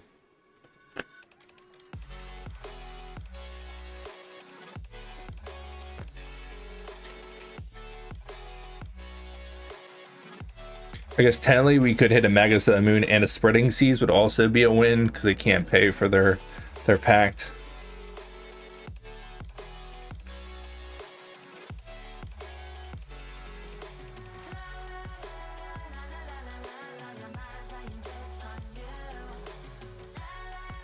Oh my god, we did it. We won, guys. We can buy back our Spreading Seas and Spreading Seas them off green. Oh, I'm so dumb. We need the Magus of the Moon. I'm so dumb. Don't listen to me. Still need the Magus of the Moon, which we do not have. I got all excited there for nothing.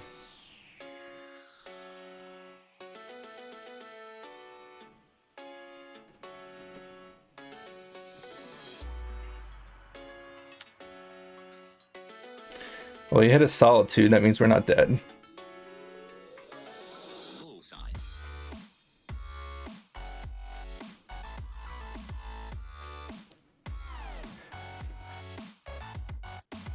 So we have to almost do his main phase.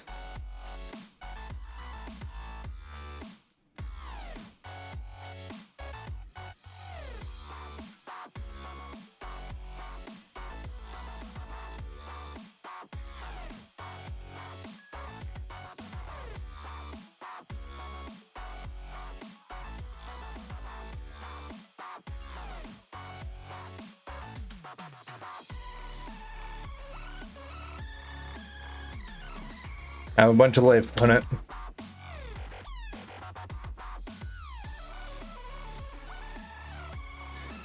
So I can blow up the Valakut or blow up the Urza Sagas. I don't know which one's going to be more problematic for us. I mean, I guess the Valakut probably is.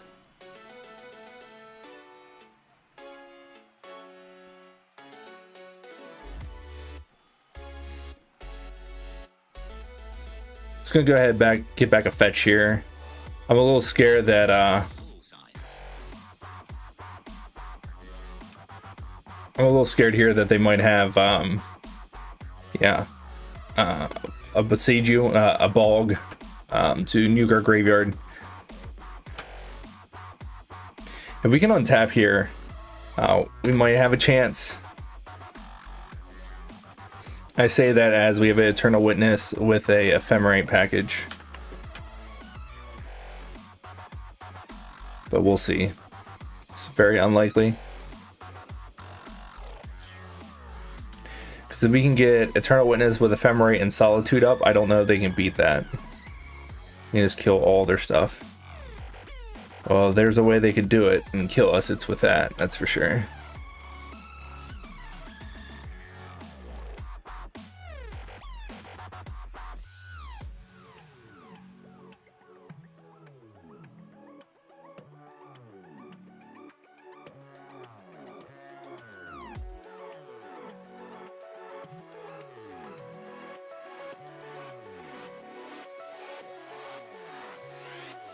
I think this just resolves, right? I don't think we care about that. We obviously care about the hasty land. But we can respond to that with the amulet trigger on stack, right? I'm pretty sure.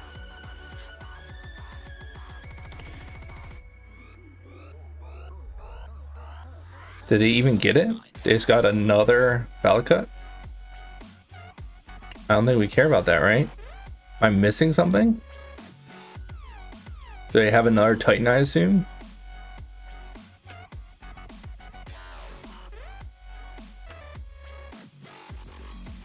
I assume they have another Titan here.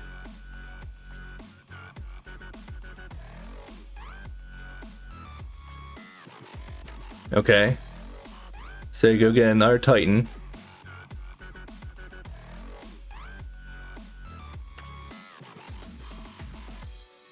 I don't think we die here. I don't know if our opponent knows what they're doing.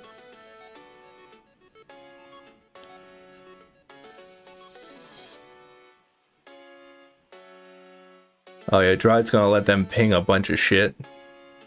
But they can't attack, right? They already played their land?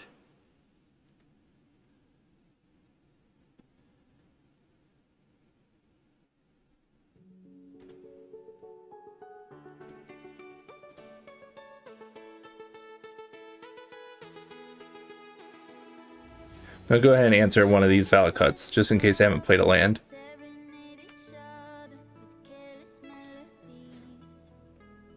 Because I don't think we're dead here. They cast 2 packs this turn, so that's...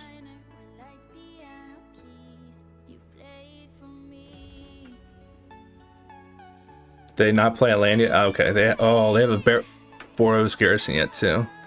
Yeah, alright, I guess we're dead. I didn't realize I had it in hand. Yeah, we're just dead here, I think.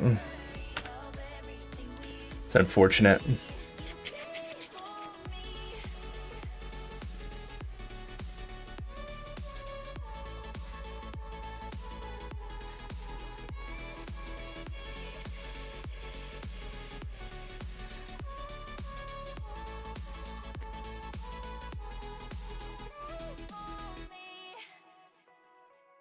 So our board's gonna be dead.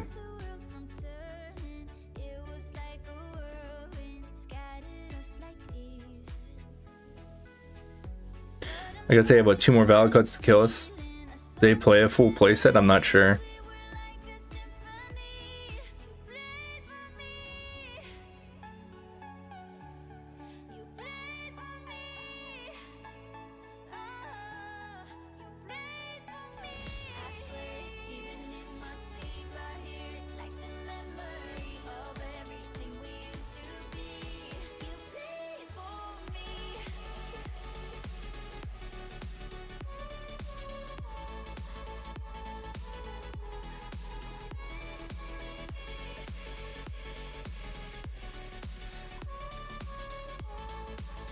Oh, I had another land yet to play. Okay. Alright, they had it. Okay.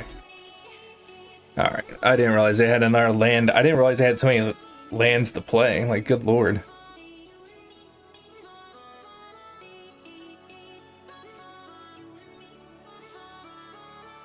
Yeah, I think the way we have it sideboard is optimal here.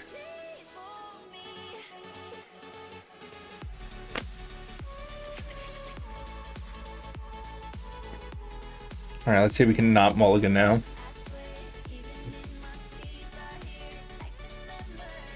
We really need to find that Magus of the Moon.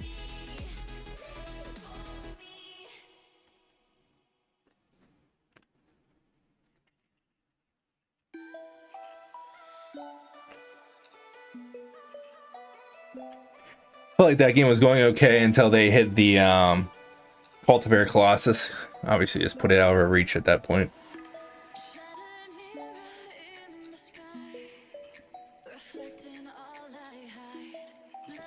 Lands and spells. How much more we could ask for.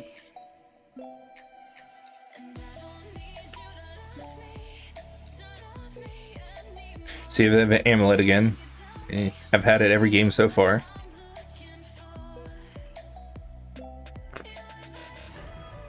Not sure why they wouldn't have it, of course.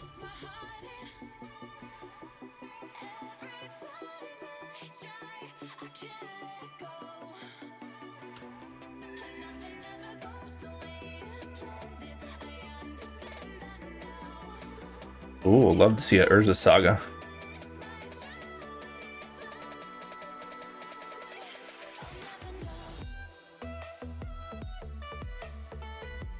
My favorite land to see.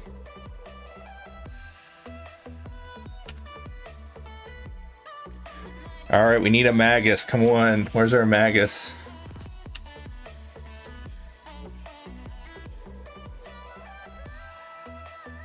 Wow, they didn't have another land?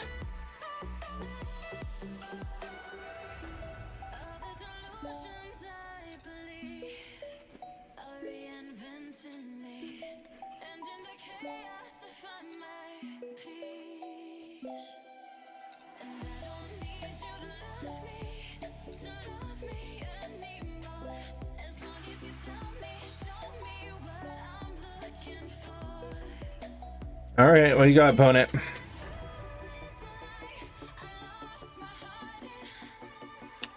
That's a slow way to do it. Now we just need a Besage to really punish him here.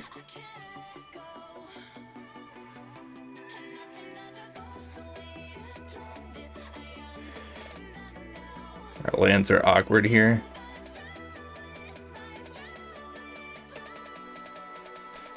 Our lands are so awkward here. That's what I get for fetching basics. So we need to cast Expressive Iteration. I think we just need to cast it here to try and find some important cards.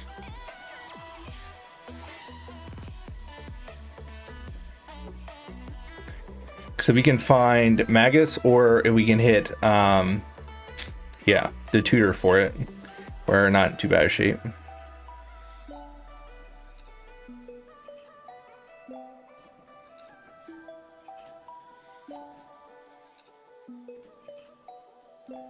A little awkward here.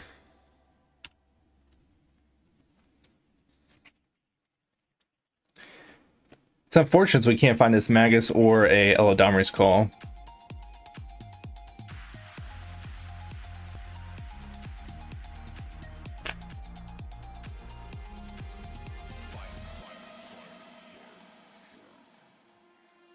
Really just need an Elodomri's Call here.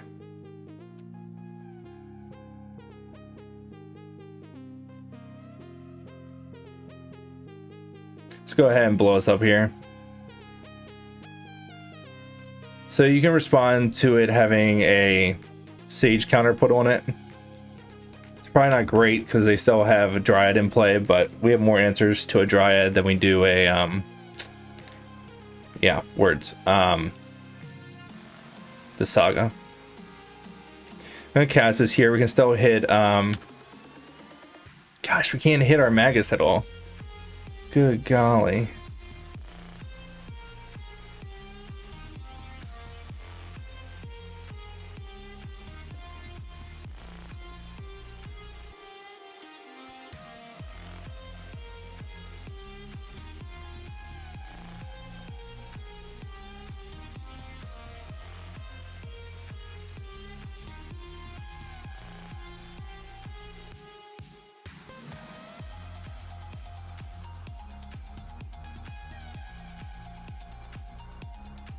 Can they Titan next turn is the question. I don't think they can, right?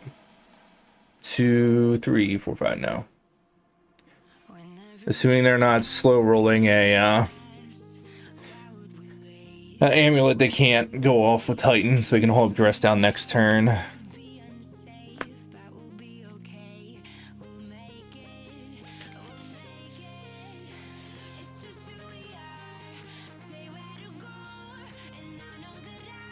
Systemic Growth Chamber, alright.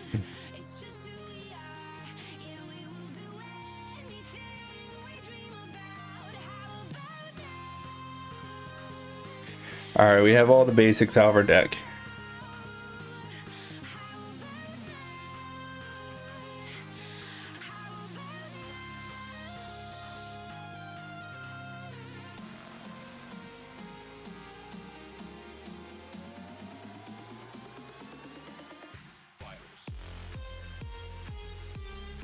You know, go get a red source now.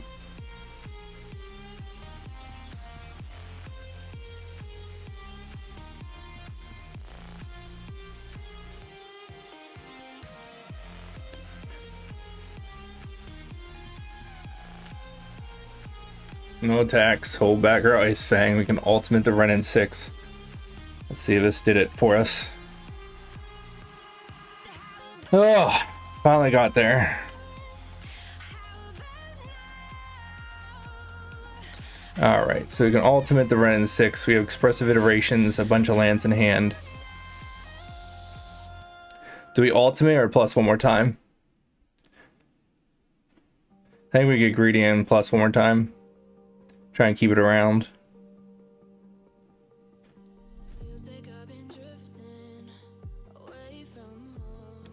I'm gonna take oh, it's awkward. I want the Ephemerate.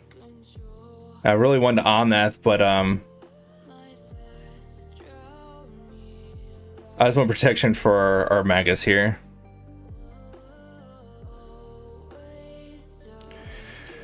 So what? Those pass. Alright, I'm moving a little slow here. I'm just trying to make sure we don't like randomly up and lose. So at this point we just need to hit another Omnath or something like that.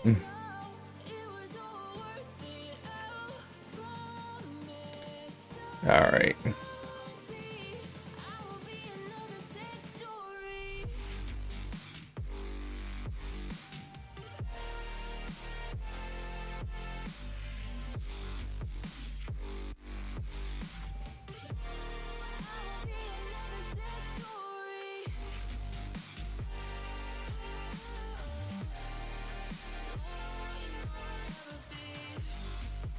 It is worth knowing we obviously tapped down out of ephemerate mana here. We still do have open our dress down, of course. It's gotta be conscientious of our time here.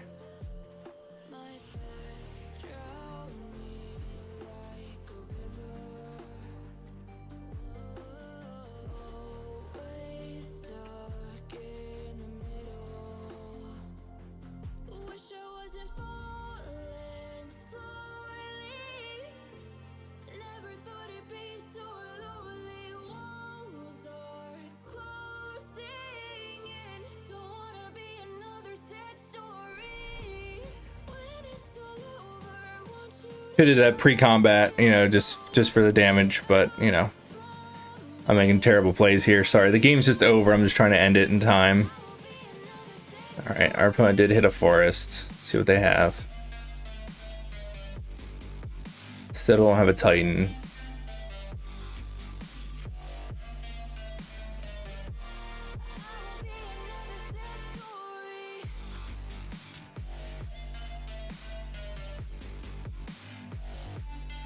Wow, they can go get another basic. That's unfortunate. They're gonna get out from underneath this because their clock was so damn slow.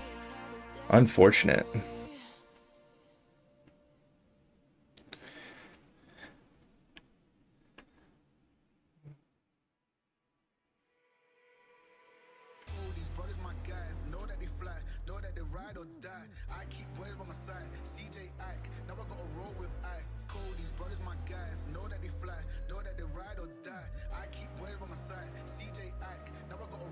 Yeah, that's unfortunate. They're going to get out from underneath of this. I was trying to think if there's anything we can do here. So next turn they're going to be able to cast a Titan. I think a Titan's okay.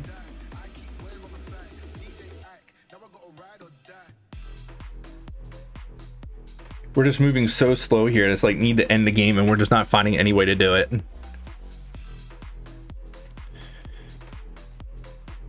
Just need to find some action here. Alright, there's a time warp. You know, I just realized we can't cast time warp underneath this because we don't have abundant growth. Alright, put this into our hand. Put this in the bottom. Exile. Green. Put us... Alright, if we can untap, we will take all the turns next turn.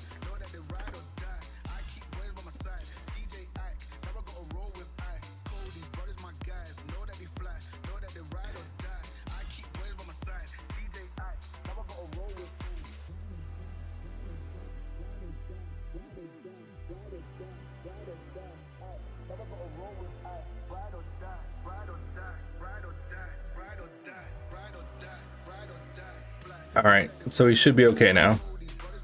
So we will win next turn. Sorry, I'm dying over here. Trying to explain stuff. But we have infinite turns after next turn. I have fallen significantly behind on clock. But we should be okay. We also have an Omnath, which should help. Assume they'll go get more basics here. They enter tap though, so that's fine.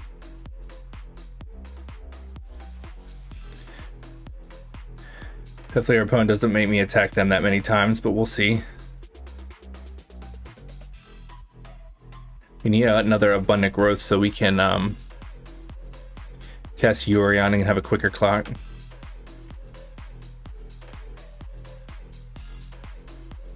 Alright.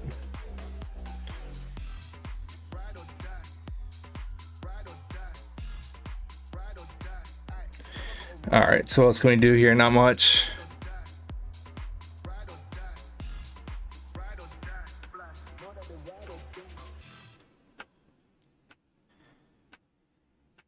I'm actually going to start attacking with our Magus of the Moon because we have this on lock now. We can't lose.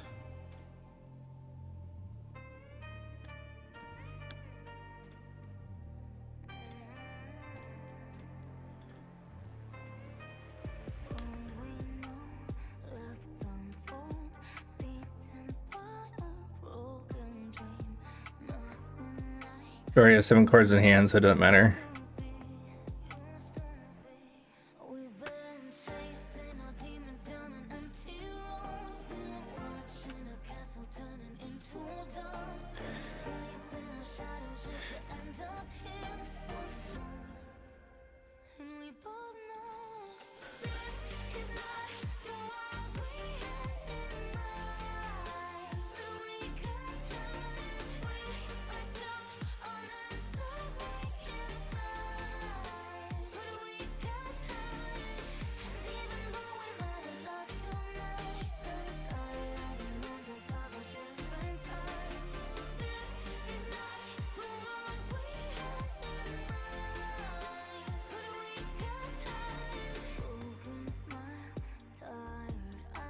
Apparently our opponent's salty and is going to make us click through this, but it's fine.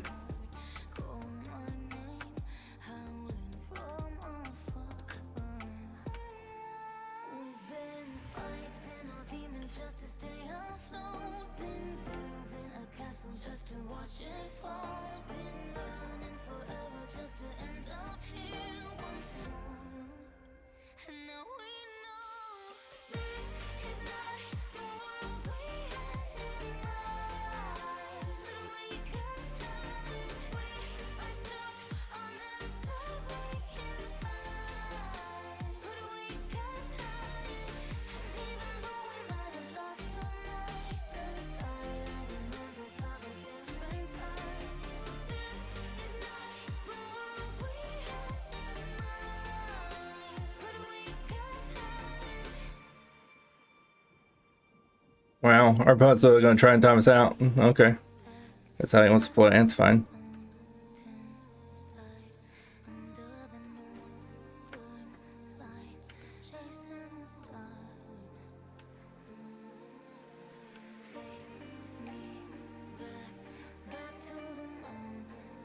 This is where the abilities get annoying. It's just like you're literally going to try and time us out like this.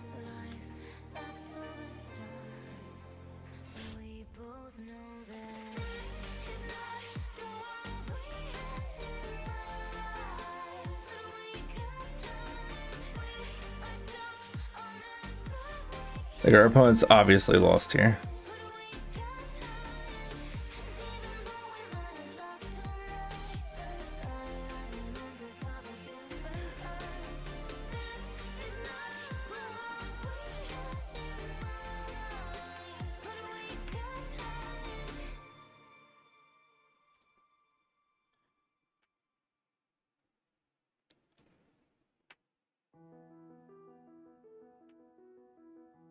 Alright, will you summon next pack 4 and he got something good?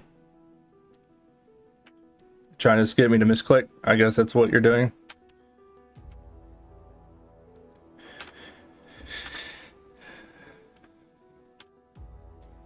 Oh my god, he got me to do it, you mother effer. He got me to do it. Wow. He got me to do it. Good for him. Good for him. He got me to do it. That is irritating beyond belief. Unbelievable. Unbelievable. It doesn't matter. I mean, we dressed down, but it's so irritating that he did that.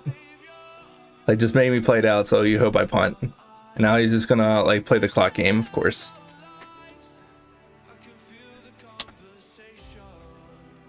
Sure, go get whatever you want.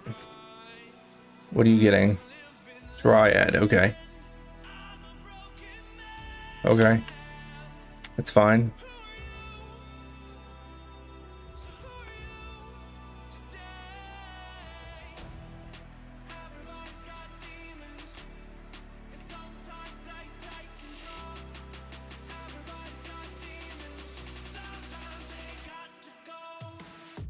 You're dead. Like, oh my, that's so infuriating. Like, I understand playing for clock damage if this was something serious, like if you really want to scum me out of something, but literally this is like a modern league. Like, it's not even like, you know, a large event or something. It's kind of scummy. Like, I demonstrated a loop. Like, now they're just inflicting clock damage, but whatever.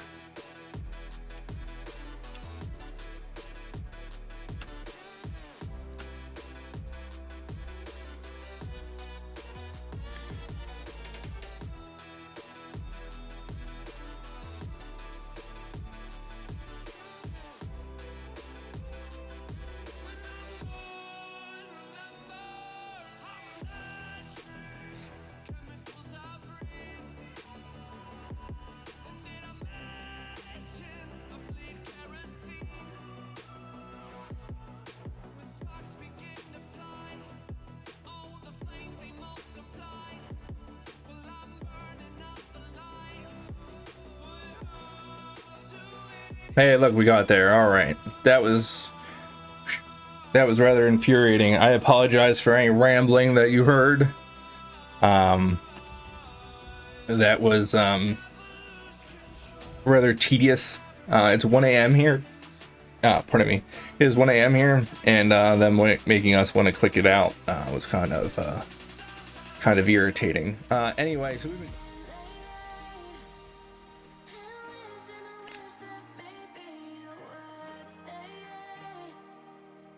I'll go ahead and keep this. We have removal. We have abundant growth to fix our mana. We have an Ice Fang Quaddle. So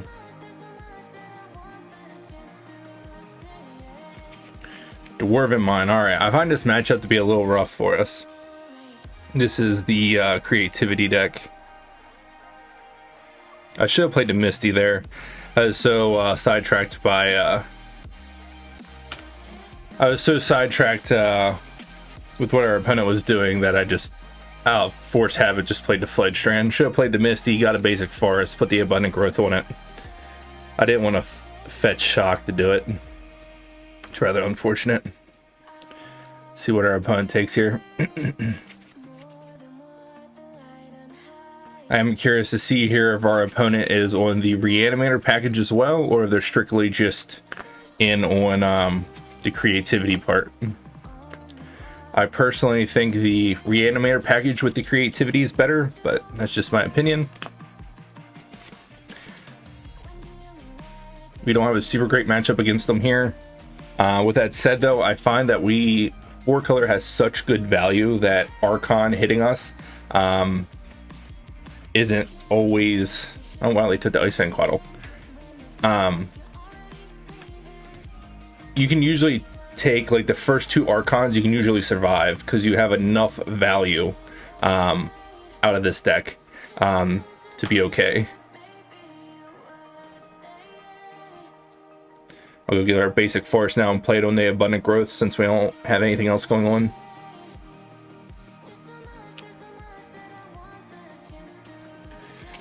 I mean, we have all the marches. Unfortunately, our opponent's going to play the Kiki Jiki card. Yeah. Unfortunately, this isn't a prismatic ending.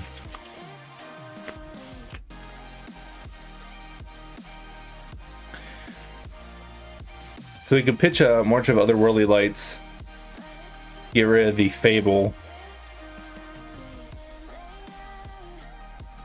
and then see the Teferi for next turn to bounce their token. It's probably not terrible. I don't like negging ourselves here, but I think letting them filter through their hand is not ideal.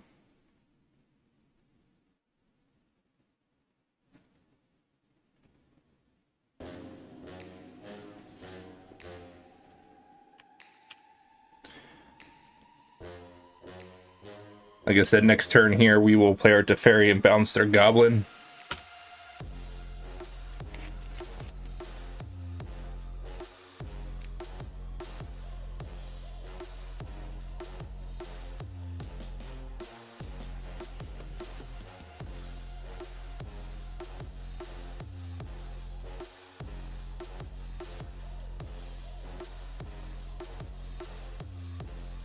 I don't feel like we have any great lines here. So our only other line here is we can bolt the Goblin, Prismatic Ending their treasure, but end of turn they can just go fetch up another Dwarven Mine and get another token and still get an Archon into play. Since we're possibly going to miss a land drop, I'm just going to play the Teferi here.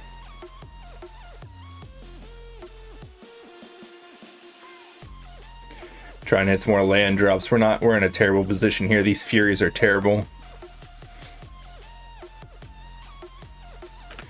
We at least hit a land. Unfortunately, I don't think we're going to be able to beat two Archons here.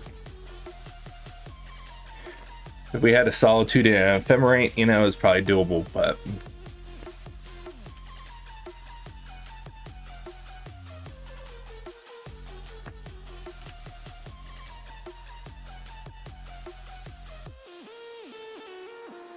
I will take one draw step here. Okay, our opponent apparently didn't have it.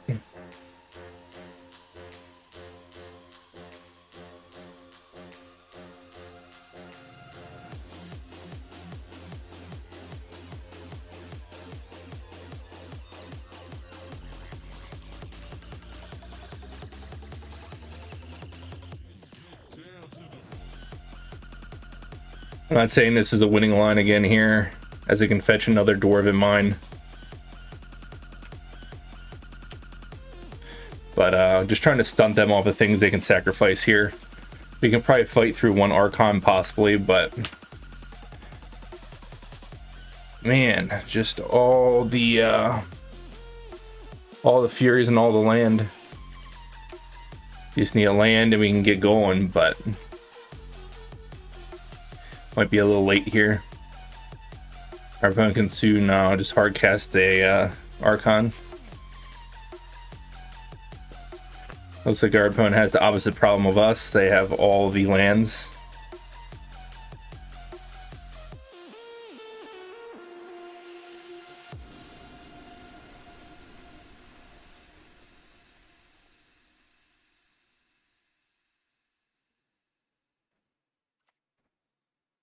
Go ahead here and Jamar Yorion, draw their one card.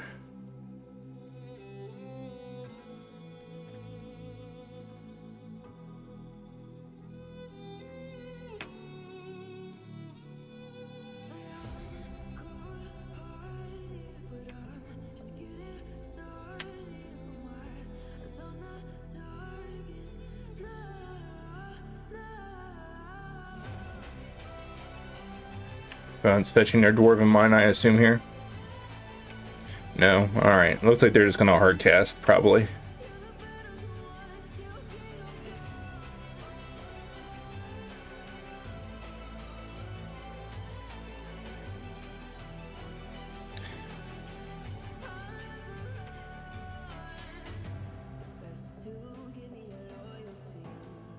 We'll move it over to our island, as it's the probably weakest card that we have. The weakest land, I mean. See if they hard cast or they have it here. If they only do it for one, we can still fight through it.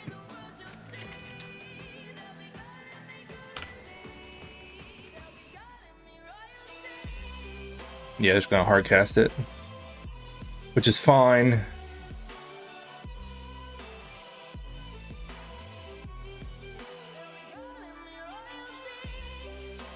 I think we discard a Fury here.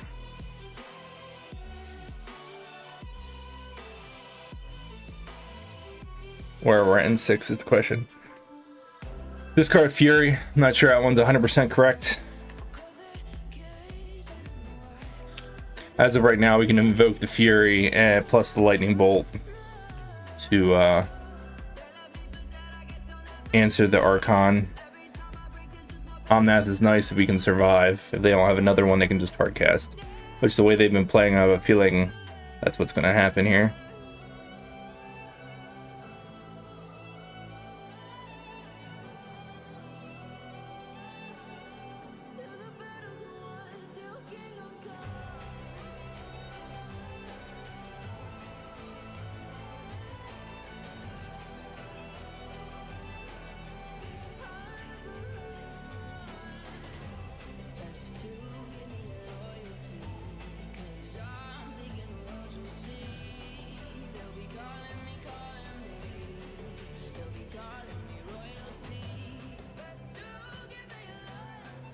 The question is here, we can ping.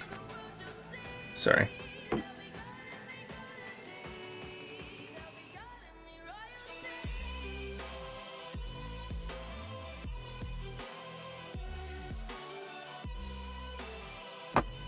Sorry about that. Problem with having headphones. I think we just get greedy here. They haven't had it yet. So we're just gonna plus our Ren 6 and hope that we can resolve this Omnath next turn. Might be a little greedy. We probably should have answered the Dwarven token, but like I said, I think they're gonna hardcast all their Archons. Unfortunately, our opponent just had them all in hand.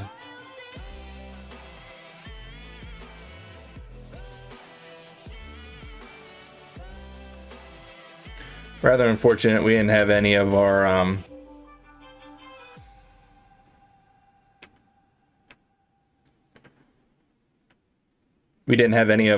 solitudes or anything. Oh, well, there's our ephemerate, just a little late. All right. Rather unfortunate there. We just didn't do a whole lot.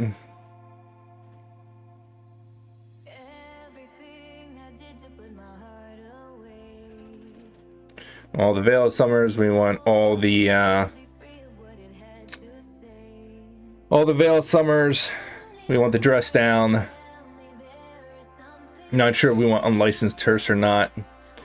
I didn't see a Reanimator package, so maybe we'll just leave that out.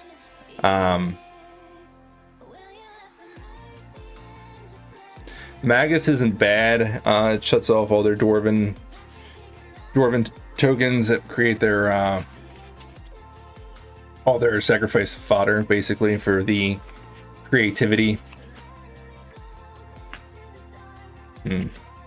It's such an awkward matchup.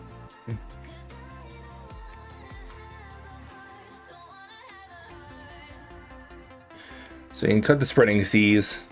Time Warp's probably a little too cute. As much as I like it, I hate giving them draws. I think it's just a little too cute. As you saw, our 1-mana removal spells over here are kind of awkward, but at the same time, they can be beneficial. Teferi's not super great, but it can bounce an Archon, which isn't what you want to be doing, but early one, if you can bounce back to their hand, you know, it's something you can be doing.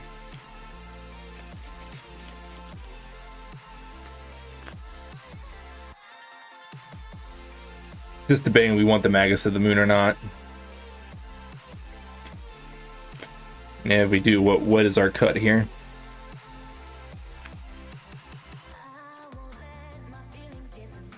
I wish we had seen if they were on a Reanimator package at all.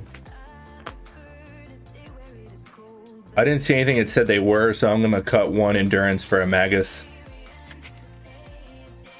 If we can shut them all from hard casting them like that game, you know, it gives us a little bit more advantage.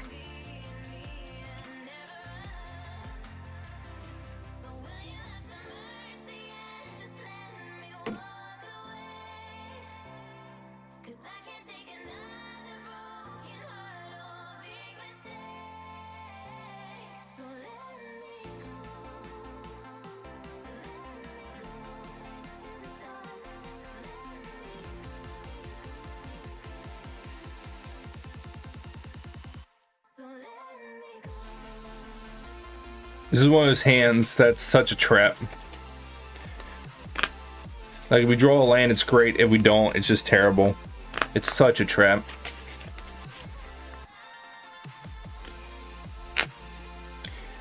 I'm gonna gamble it. It has a Veil of Summer and such.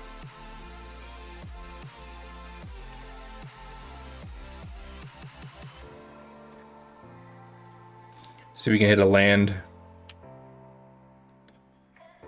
Alright, Plains isn't exactly what we wanted, but it's a land. I thought about passing holding a Veil of Summer there, but I feel like we just need to draw the card with Abundant Growth.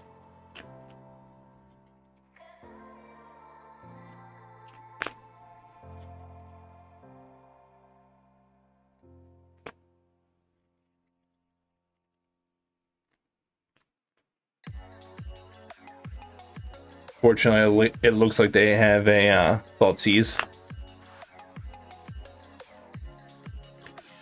I assume our Solitude is going to go away here.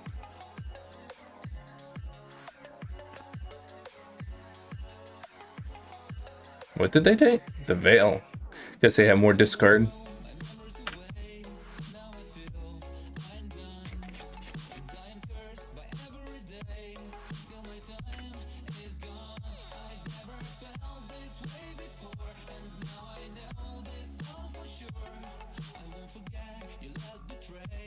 I want to add Yorion to our hand here. I think I'm just going to do it.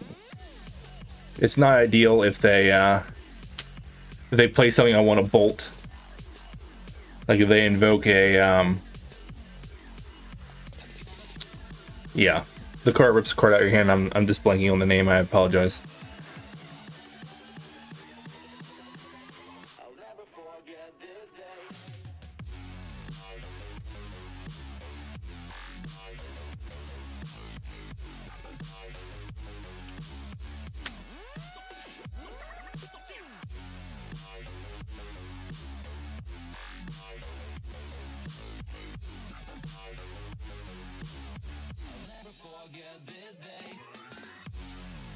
Oh shit. I meant to I punted there. I passed too quickly. End of turn I was gonna bolt their goblin and untap and exile their Fable. Obviously punted that up.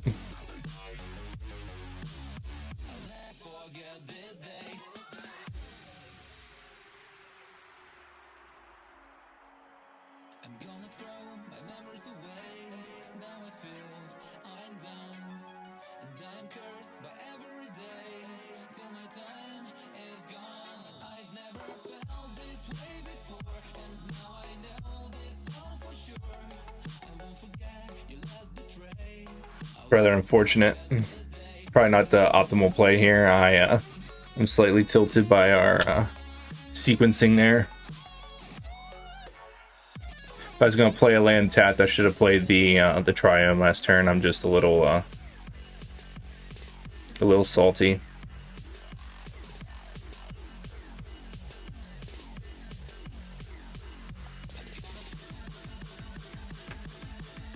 Alright, it looks like they might be on the Reanimator package after all. It looks like they have it too, which is unfortunate.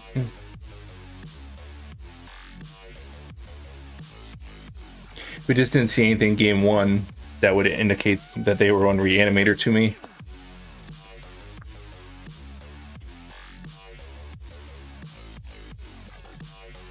Alright.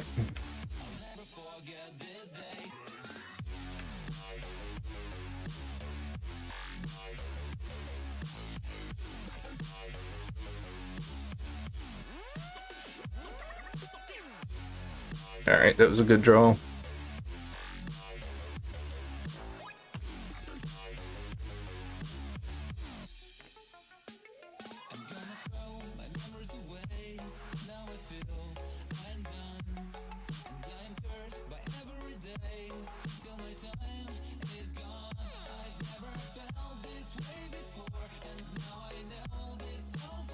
Just gonna pass and hold up Ephemerate here.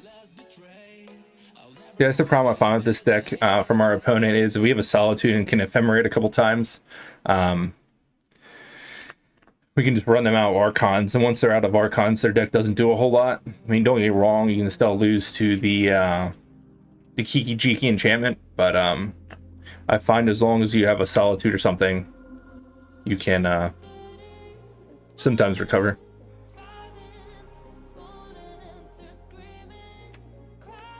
I'm going to take this hit here.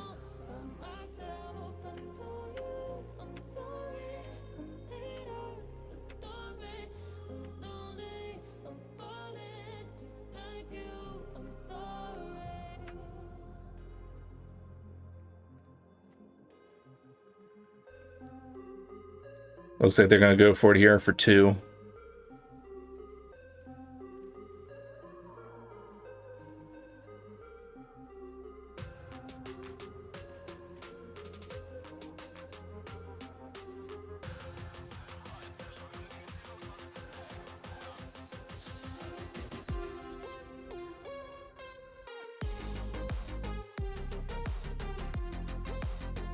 See if they have the removal spell here.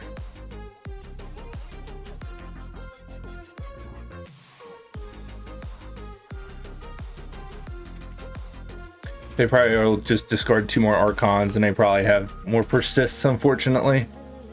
And that's what it looks like. Rather unfortunate. Our opponent's sequencing here has been pretty strong.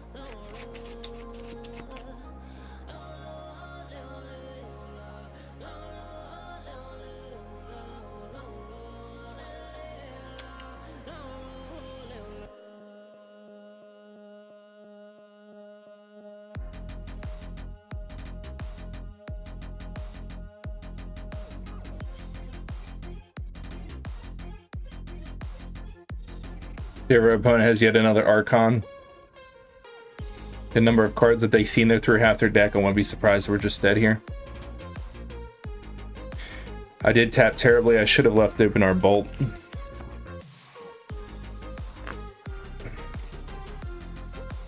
Alright, opponent, show it to me. You have it? Of course you have it.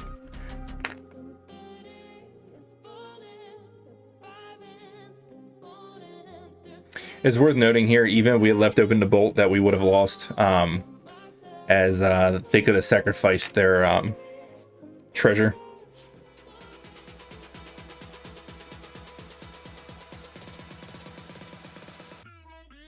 What is with all these dicey hands?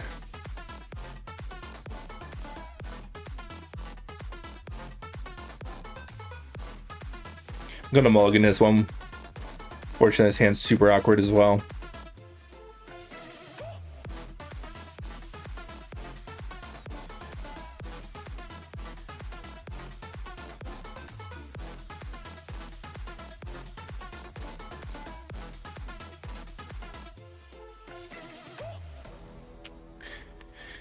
So normally you saw me keep a hand last game, where we just had abundant growth, kind of like the hand we just had, and I kept it, and then this time I'm mulliganed. I find out usually those hands don't work out. It's just our hand was so stacked last game that I thought it was worth keeping. However, against the opponent we don't know what their one is, I don't think it's worth keeping. No idea what our opponent's won here. It's interesting they held their land to fetch till end of turn so he couldn't spreading seize it. Little interesting. Invoking a Grief. So we're back against this black-red stuff that we played, either what, round 1 or round 2. So they're going to Undying it. It's rather unfortunate.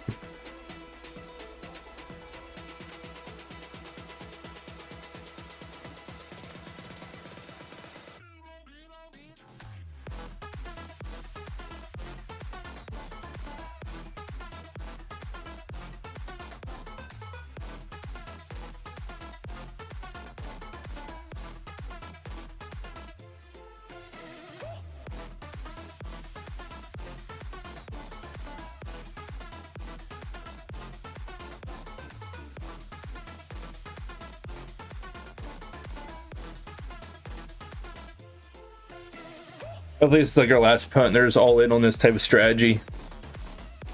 It kind of comes down to us as top decking, you know.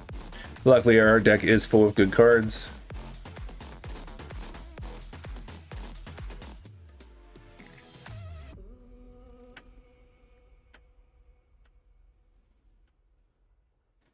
I can't really play around Blood Moon this game, so I'm not going to. It's going to fetch our other Trio, and we just need our colors here since they ripped so many cards out of our hand.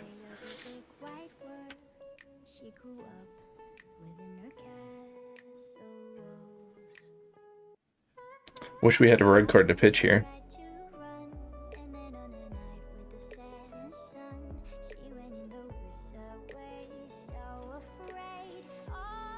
Start with a Spreading Seas here.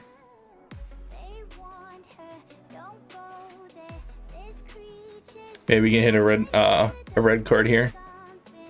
It's not a red card. So I have to answer his Ragavan here. We'll pass.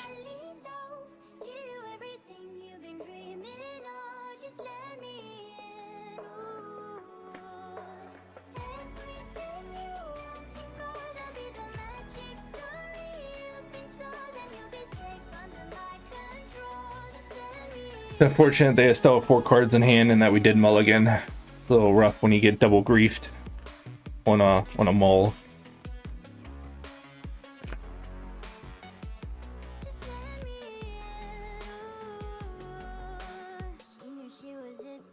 That is an Omnath. Like to hit a land here.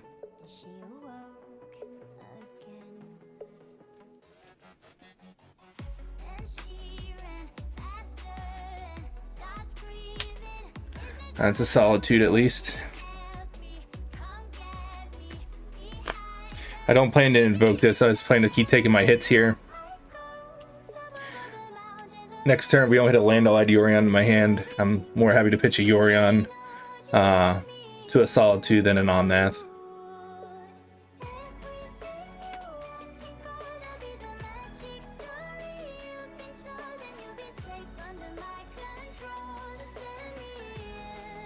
Rather unfortunate there. Another miss.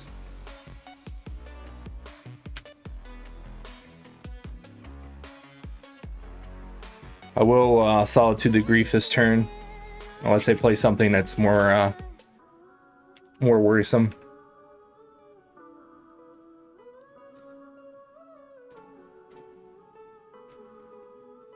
The hole into the prismatic ending is it answers more of their deck.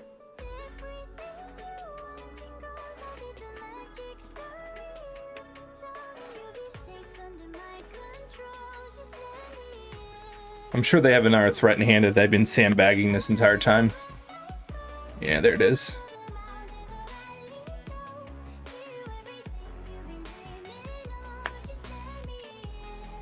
So we get greedy, think we're going to hit a land here. I think we do. I think we'll hit a land, then we can prismatic ending. Of course we don't. Why would we hit a land? Unbelievable.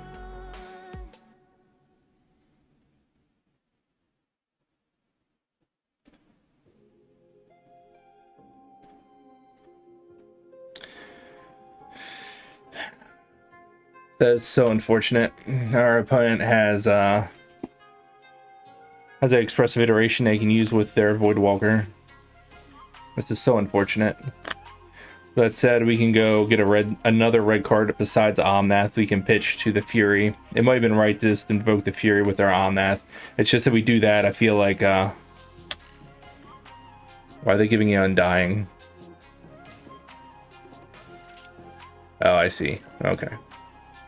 That's cute. That's fine.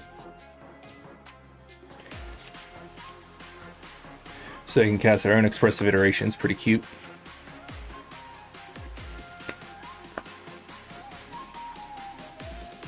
Pretty cute. I guess I should have just invoked that Fury and killed it. That, or I just shouldn't have got greedy and just prismatic ending it. Rather unfortunate. Well, they have red mana now. They might unlock the rest of their hand. We'll see. Land. Come on. Thank you.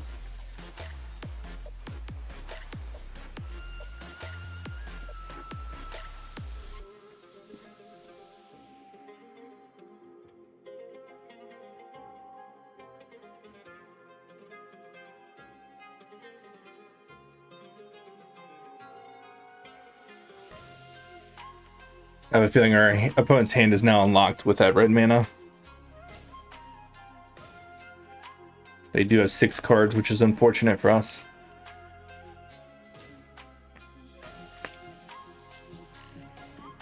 I mean, a Blood Moon's a thing, but I'm not overly worried. We have these Abundant Growths, so...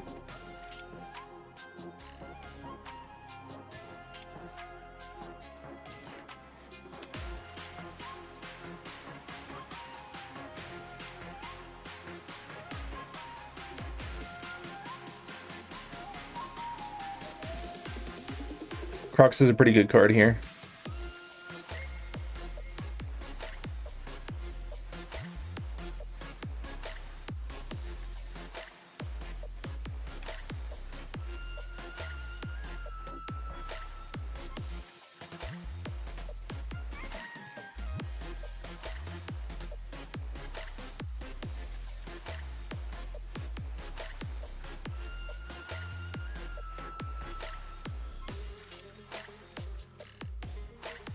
We'll get River Fury here. We're going to Eldamri's Call end of turn for a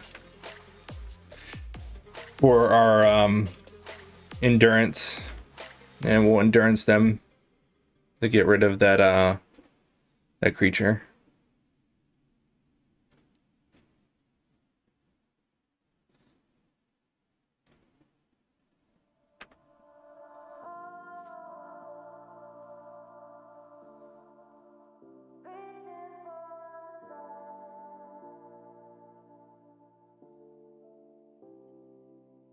I could play a Slander, hold it for Omnath. I might just hold it just because if they have another Crocside, I'd rather discard it than an Omnath. I am going to play Scared here, though. I'm going to Endurance them now. I'm just worried that maybe they have some instant speed reanimation spell that I don't want to have happen.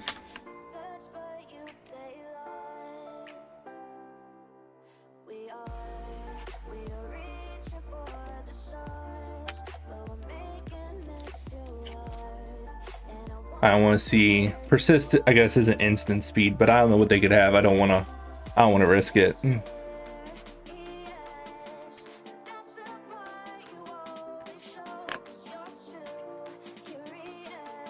right, removal spell's fine. Do they have a Dash Dragavan yet? Probably be like the worst. They just have more discard. This is so unfortunate for us. What a timely thought seize from our opponent.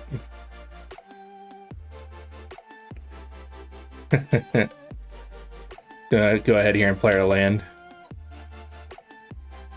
Rather disappointed there with our sequence of draws.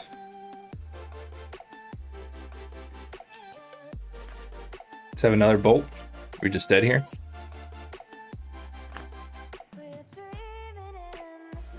Opponent is pairing costs. Of course they have the nuts. They just have a Seize and Pyros, their last card. Seems pretty strong. It's rather unfortunate.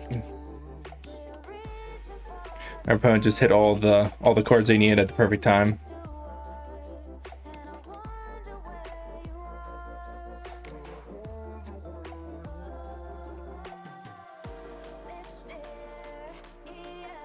Rather unfortunate.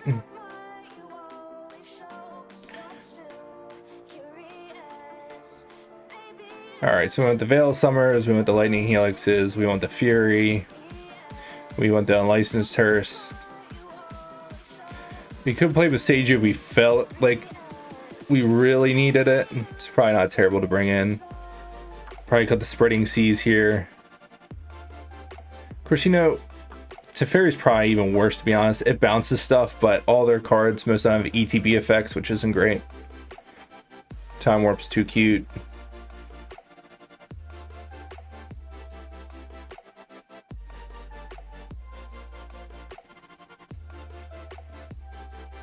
Need 3 more cuts.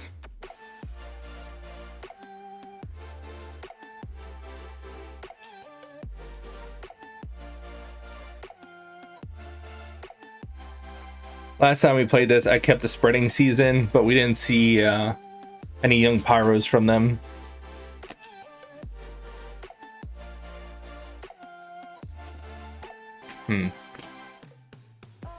What else do we want to cut here?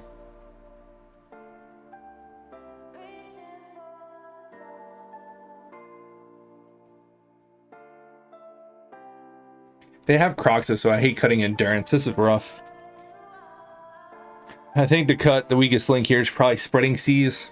Ice Sandquaddle's not amazing, but we'll be fetching basics, so they will have Death Touch, so they will trade fairly profitably for us. Also, it also blocks the creature has protection from white. that makes you discard cards when it's kicked. I can't think of the name, I apologize. Torok. Solitude's good, Fury's good, all our cheap white removal's good. Expressive Iteration helps us get ahead. We need bolts. Ren 6 is good for value. Eldamri's Call lets us tutor stuff.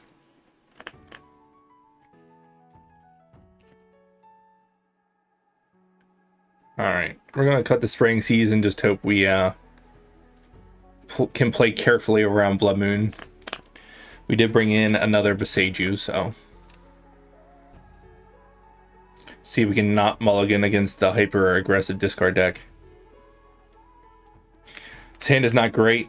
It doesn't have any of the cards we really want to see. No Veil of Summers, no Red and 6s, but I'm not going to mulligan away a hand against the hyper-aggressive discard deck.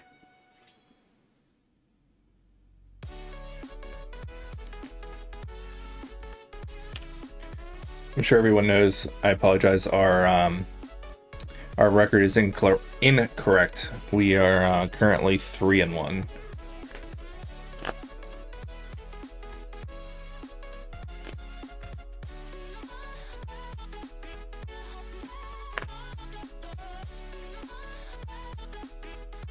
I'm going to go fetch our Ragoon Triumph here on turn 1.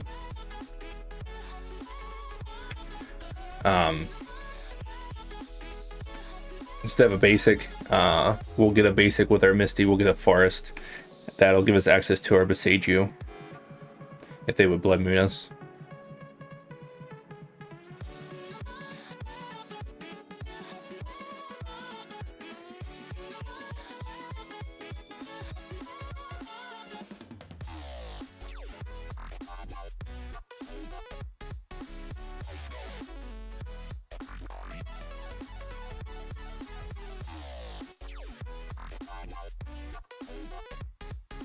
Our opponent's deep in the tank over there.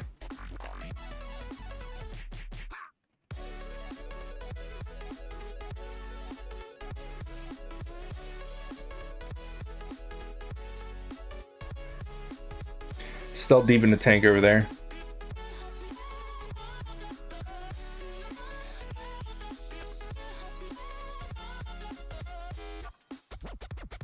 Man, they just have a stop on every one of our phases, apparently.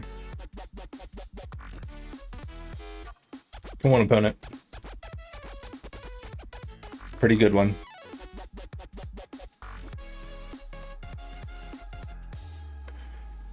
Oh my lord, opponent, come on. They're now stopped in our draw step. Go ahead and pass here. I want to play expressive iteration until we can play a land off of it, which will be next turn. So like I said, we'll fetch a basic here end of turn. Depending what we draw and what our opponent does, we'll play a Steam Vent untapped and cast a expressive iteration next turn.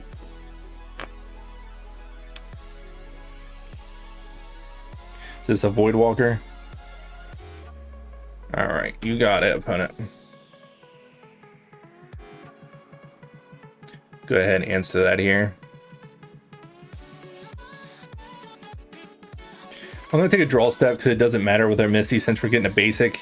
If we draw the Forest, that's fine with me. That means we can go and get an island.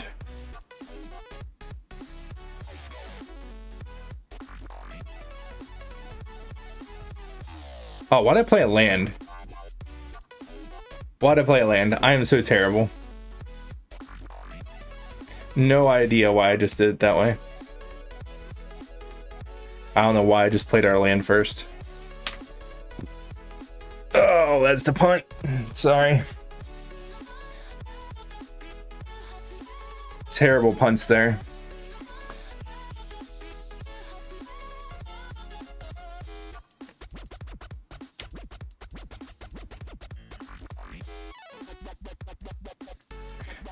I'm not going to 2-for-1 ourselves here to kill this grief. I know they can give it Undying,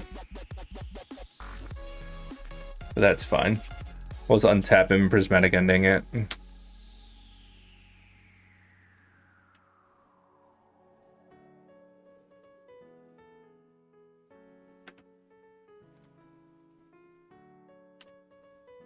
Rather unfortunate here.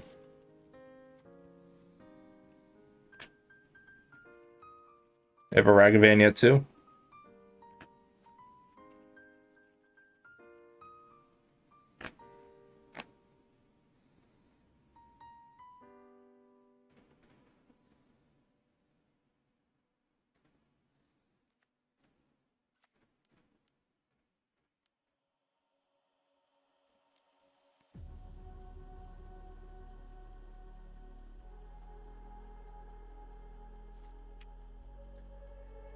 All right.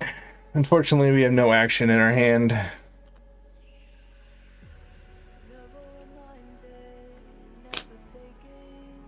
Unfortunately, our draws have just been not great this game. Assume this is a young Pyromancer or a seasoned Pyromancer here. Fabled, that's even worse for us. Lets them start ramping ahead, filters their draws.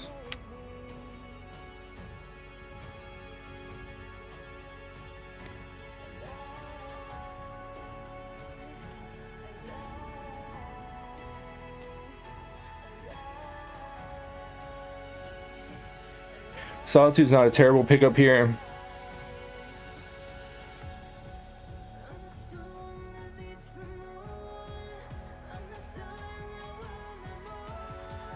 Question is, do they have Blood Moon in hand?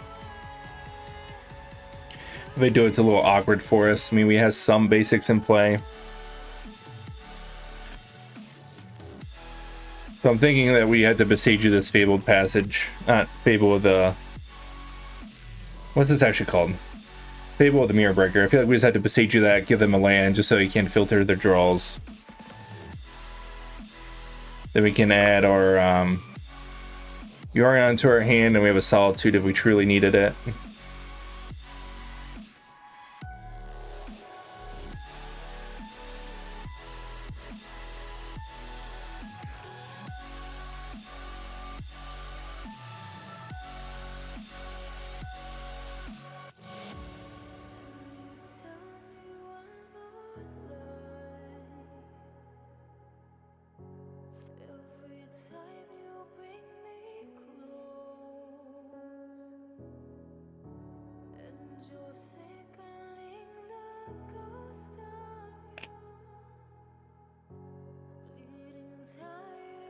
We're obviously very weak to Blood Moon here. I don't think there's much we could do. Our hand hasn't been that stellar. I think we've drawn, what, one spell since our opening hand.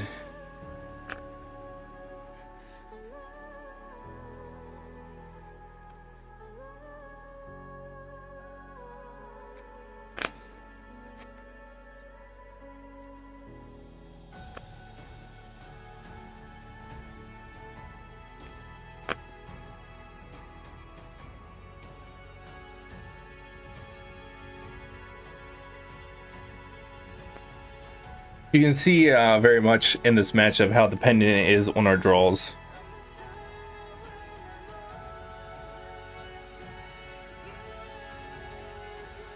And we just have not drawn well at all this game. Obviously, last time we played this matchup after sideboard, it looked like a joke. Unfortunately, just the context of our hands here have not worked out well for us.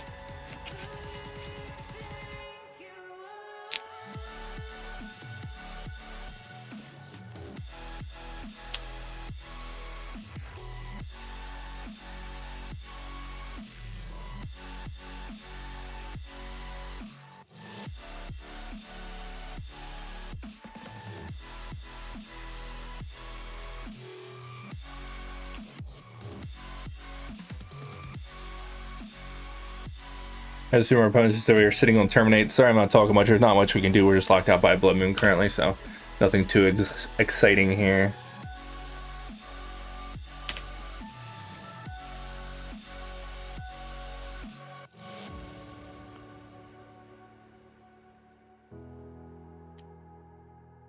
Pretty much just looking for abundant growth or something of that nature.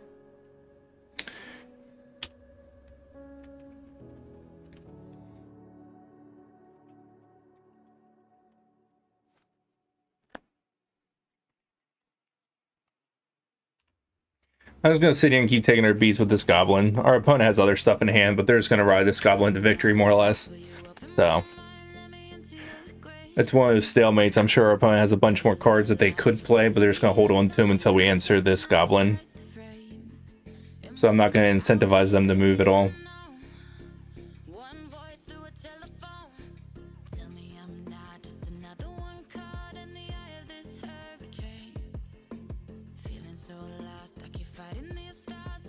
It might have been right for us to hold on to our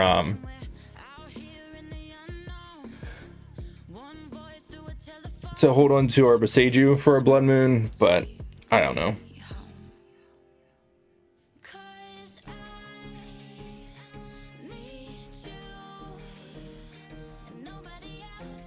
Maybe we'll find a abundant growth here. Just a bunch of Veil of Summers.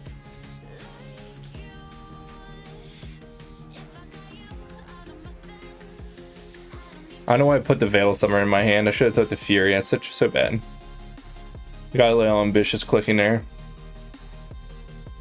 No idea why I didn't take the Fury there. This is a complete punt. It would have helped get us out of this. I'm sure our opponent has a Terminate, so it was irrelevant, but terrible play there by me.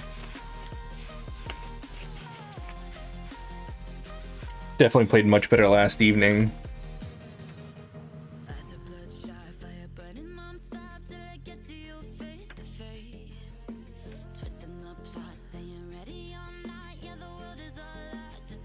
So bad. Should have that Fury.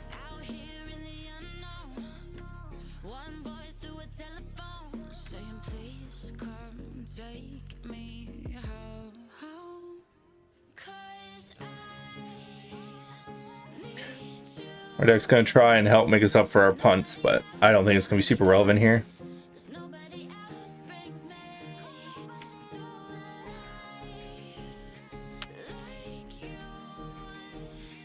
It's just gonna get terminated here, I assume.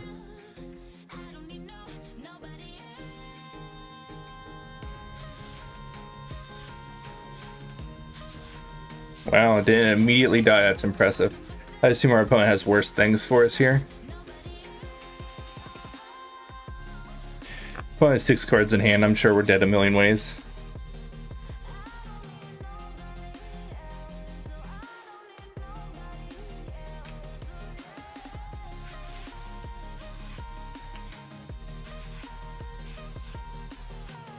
So Veil of Summer does not work on Kroxa. It says each opponent. It's worth noting.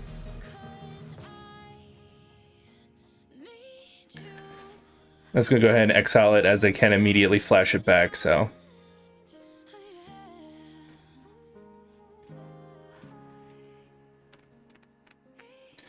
no, this is terrible. They have the card that gives Undying, but unfortunately, there's not much we can do here.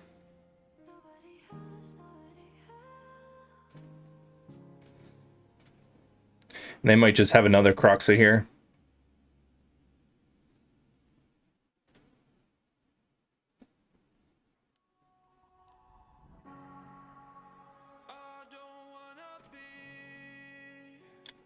That's a beating.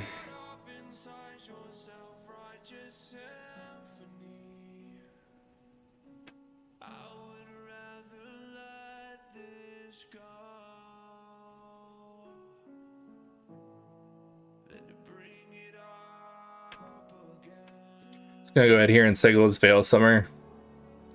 Not feeling very good about our spot. We need another Fury, which we know one's on the bottom. We had 2 Lightning Bolts.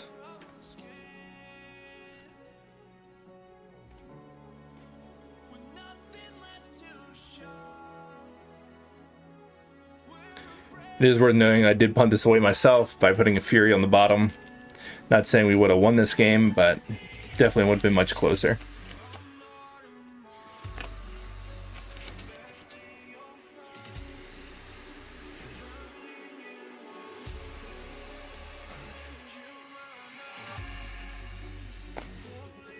Alright, good games, opponent.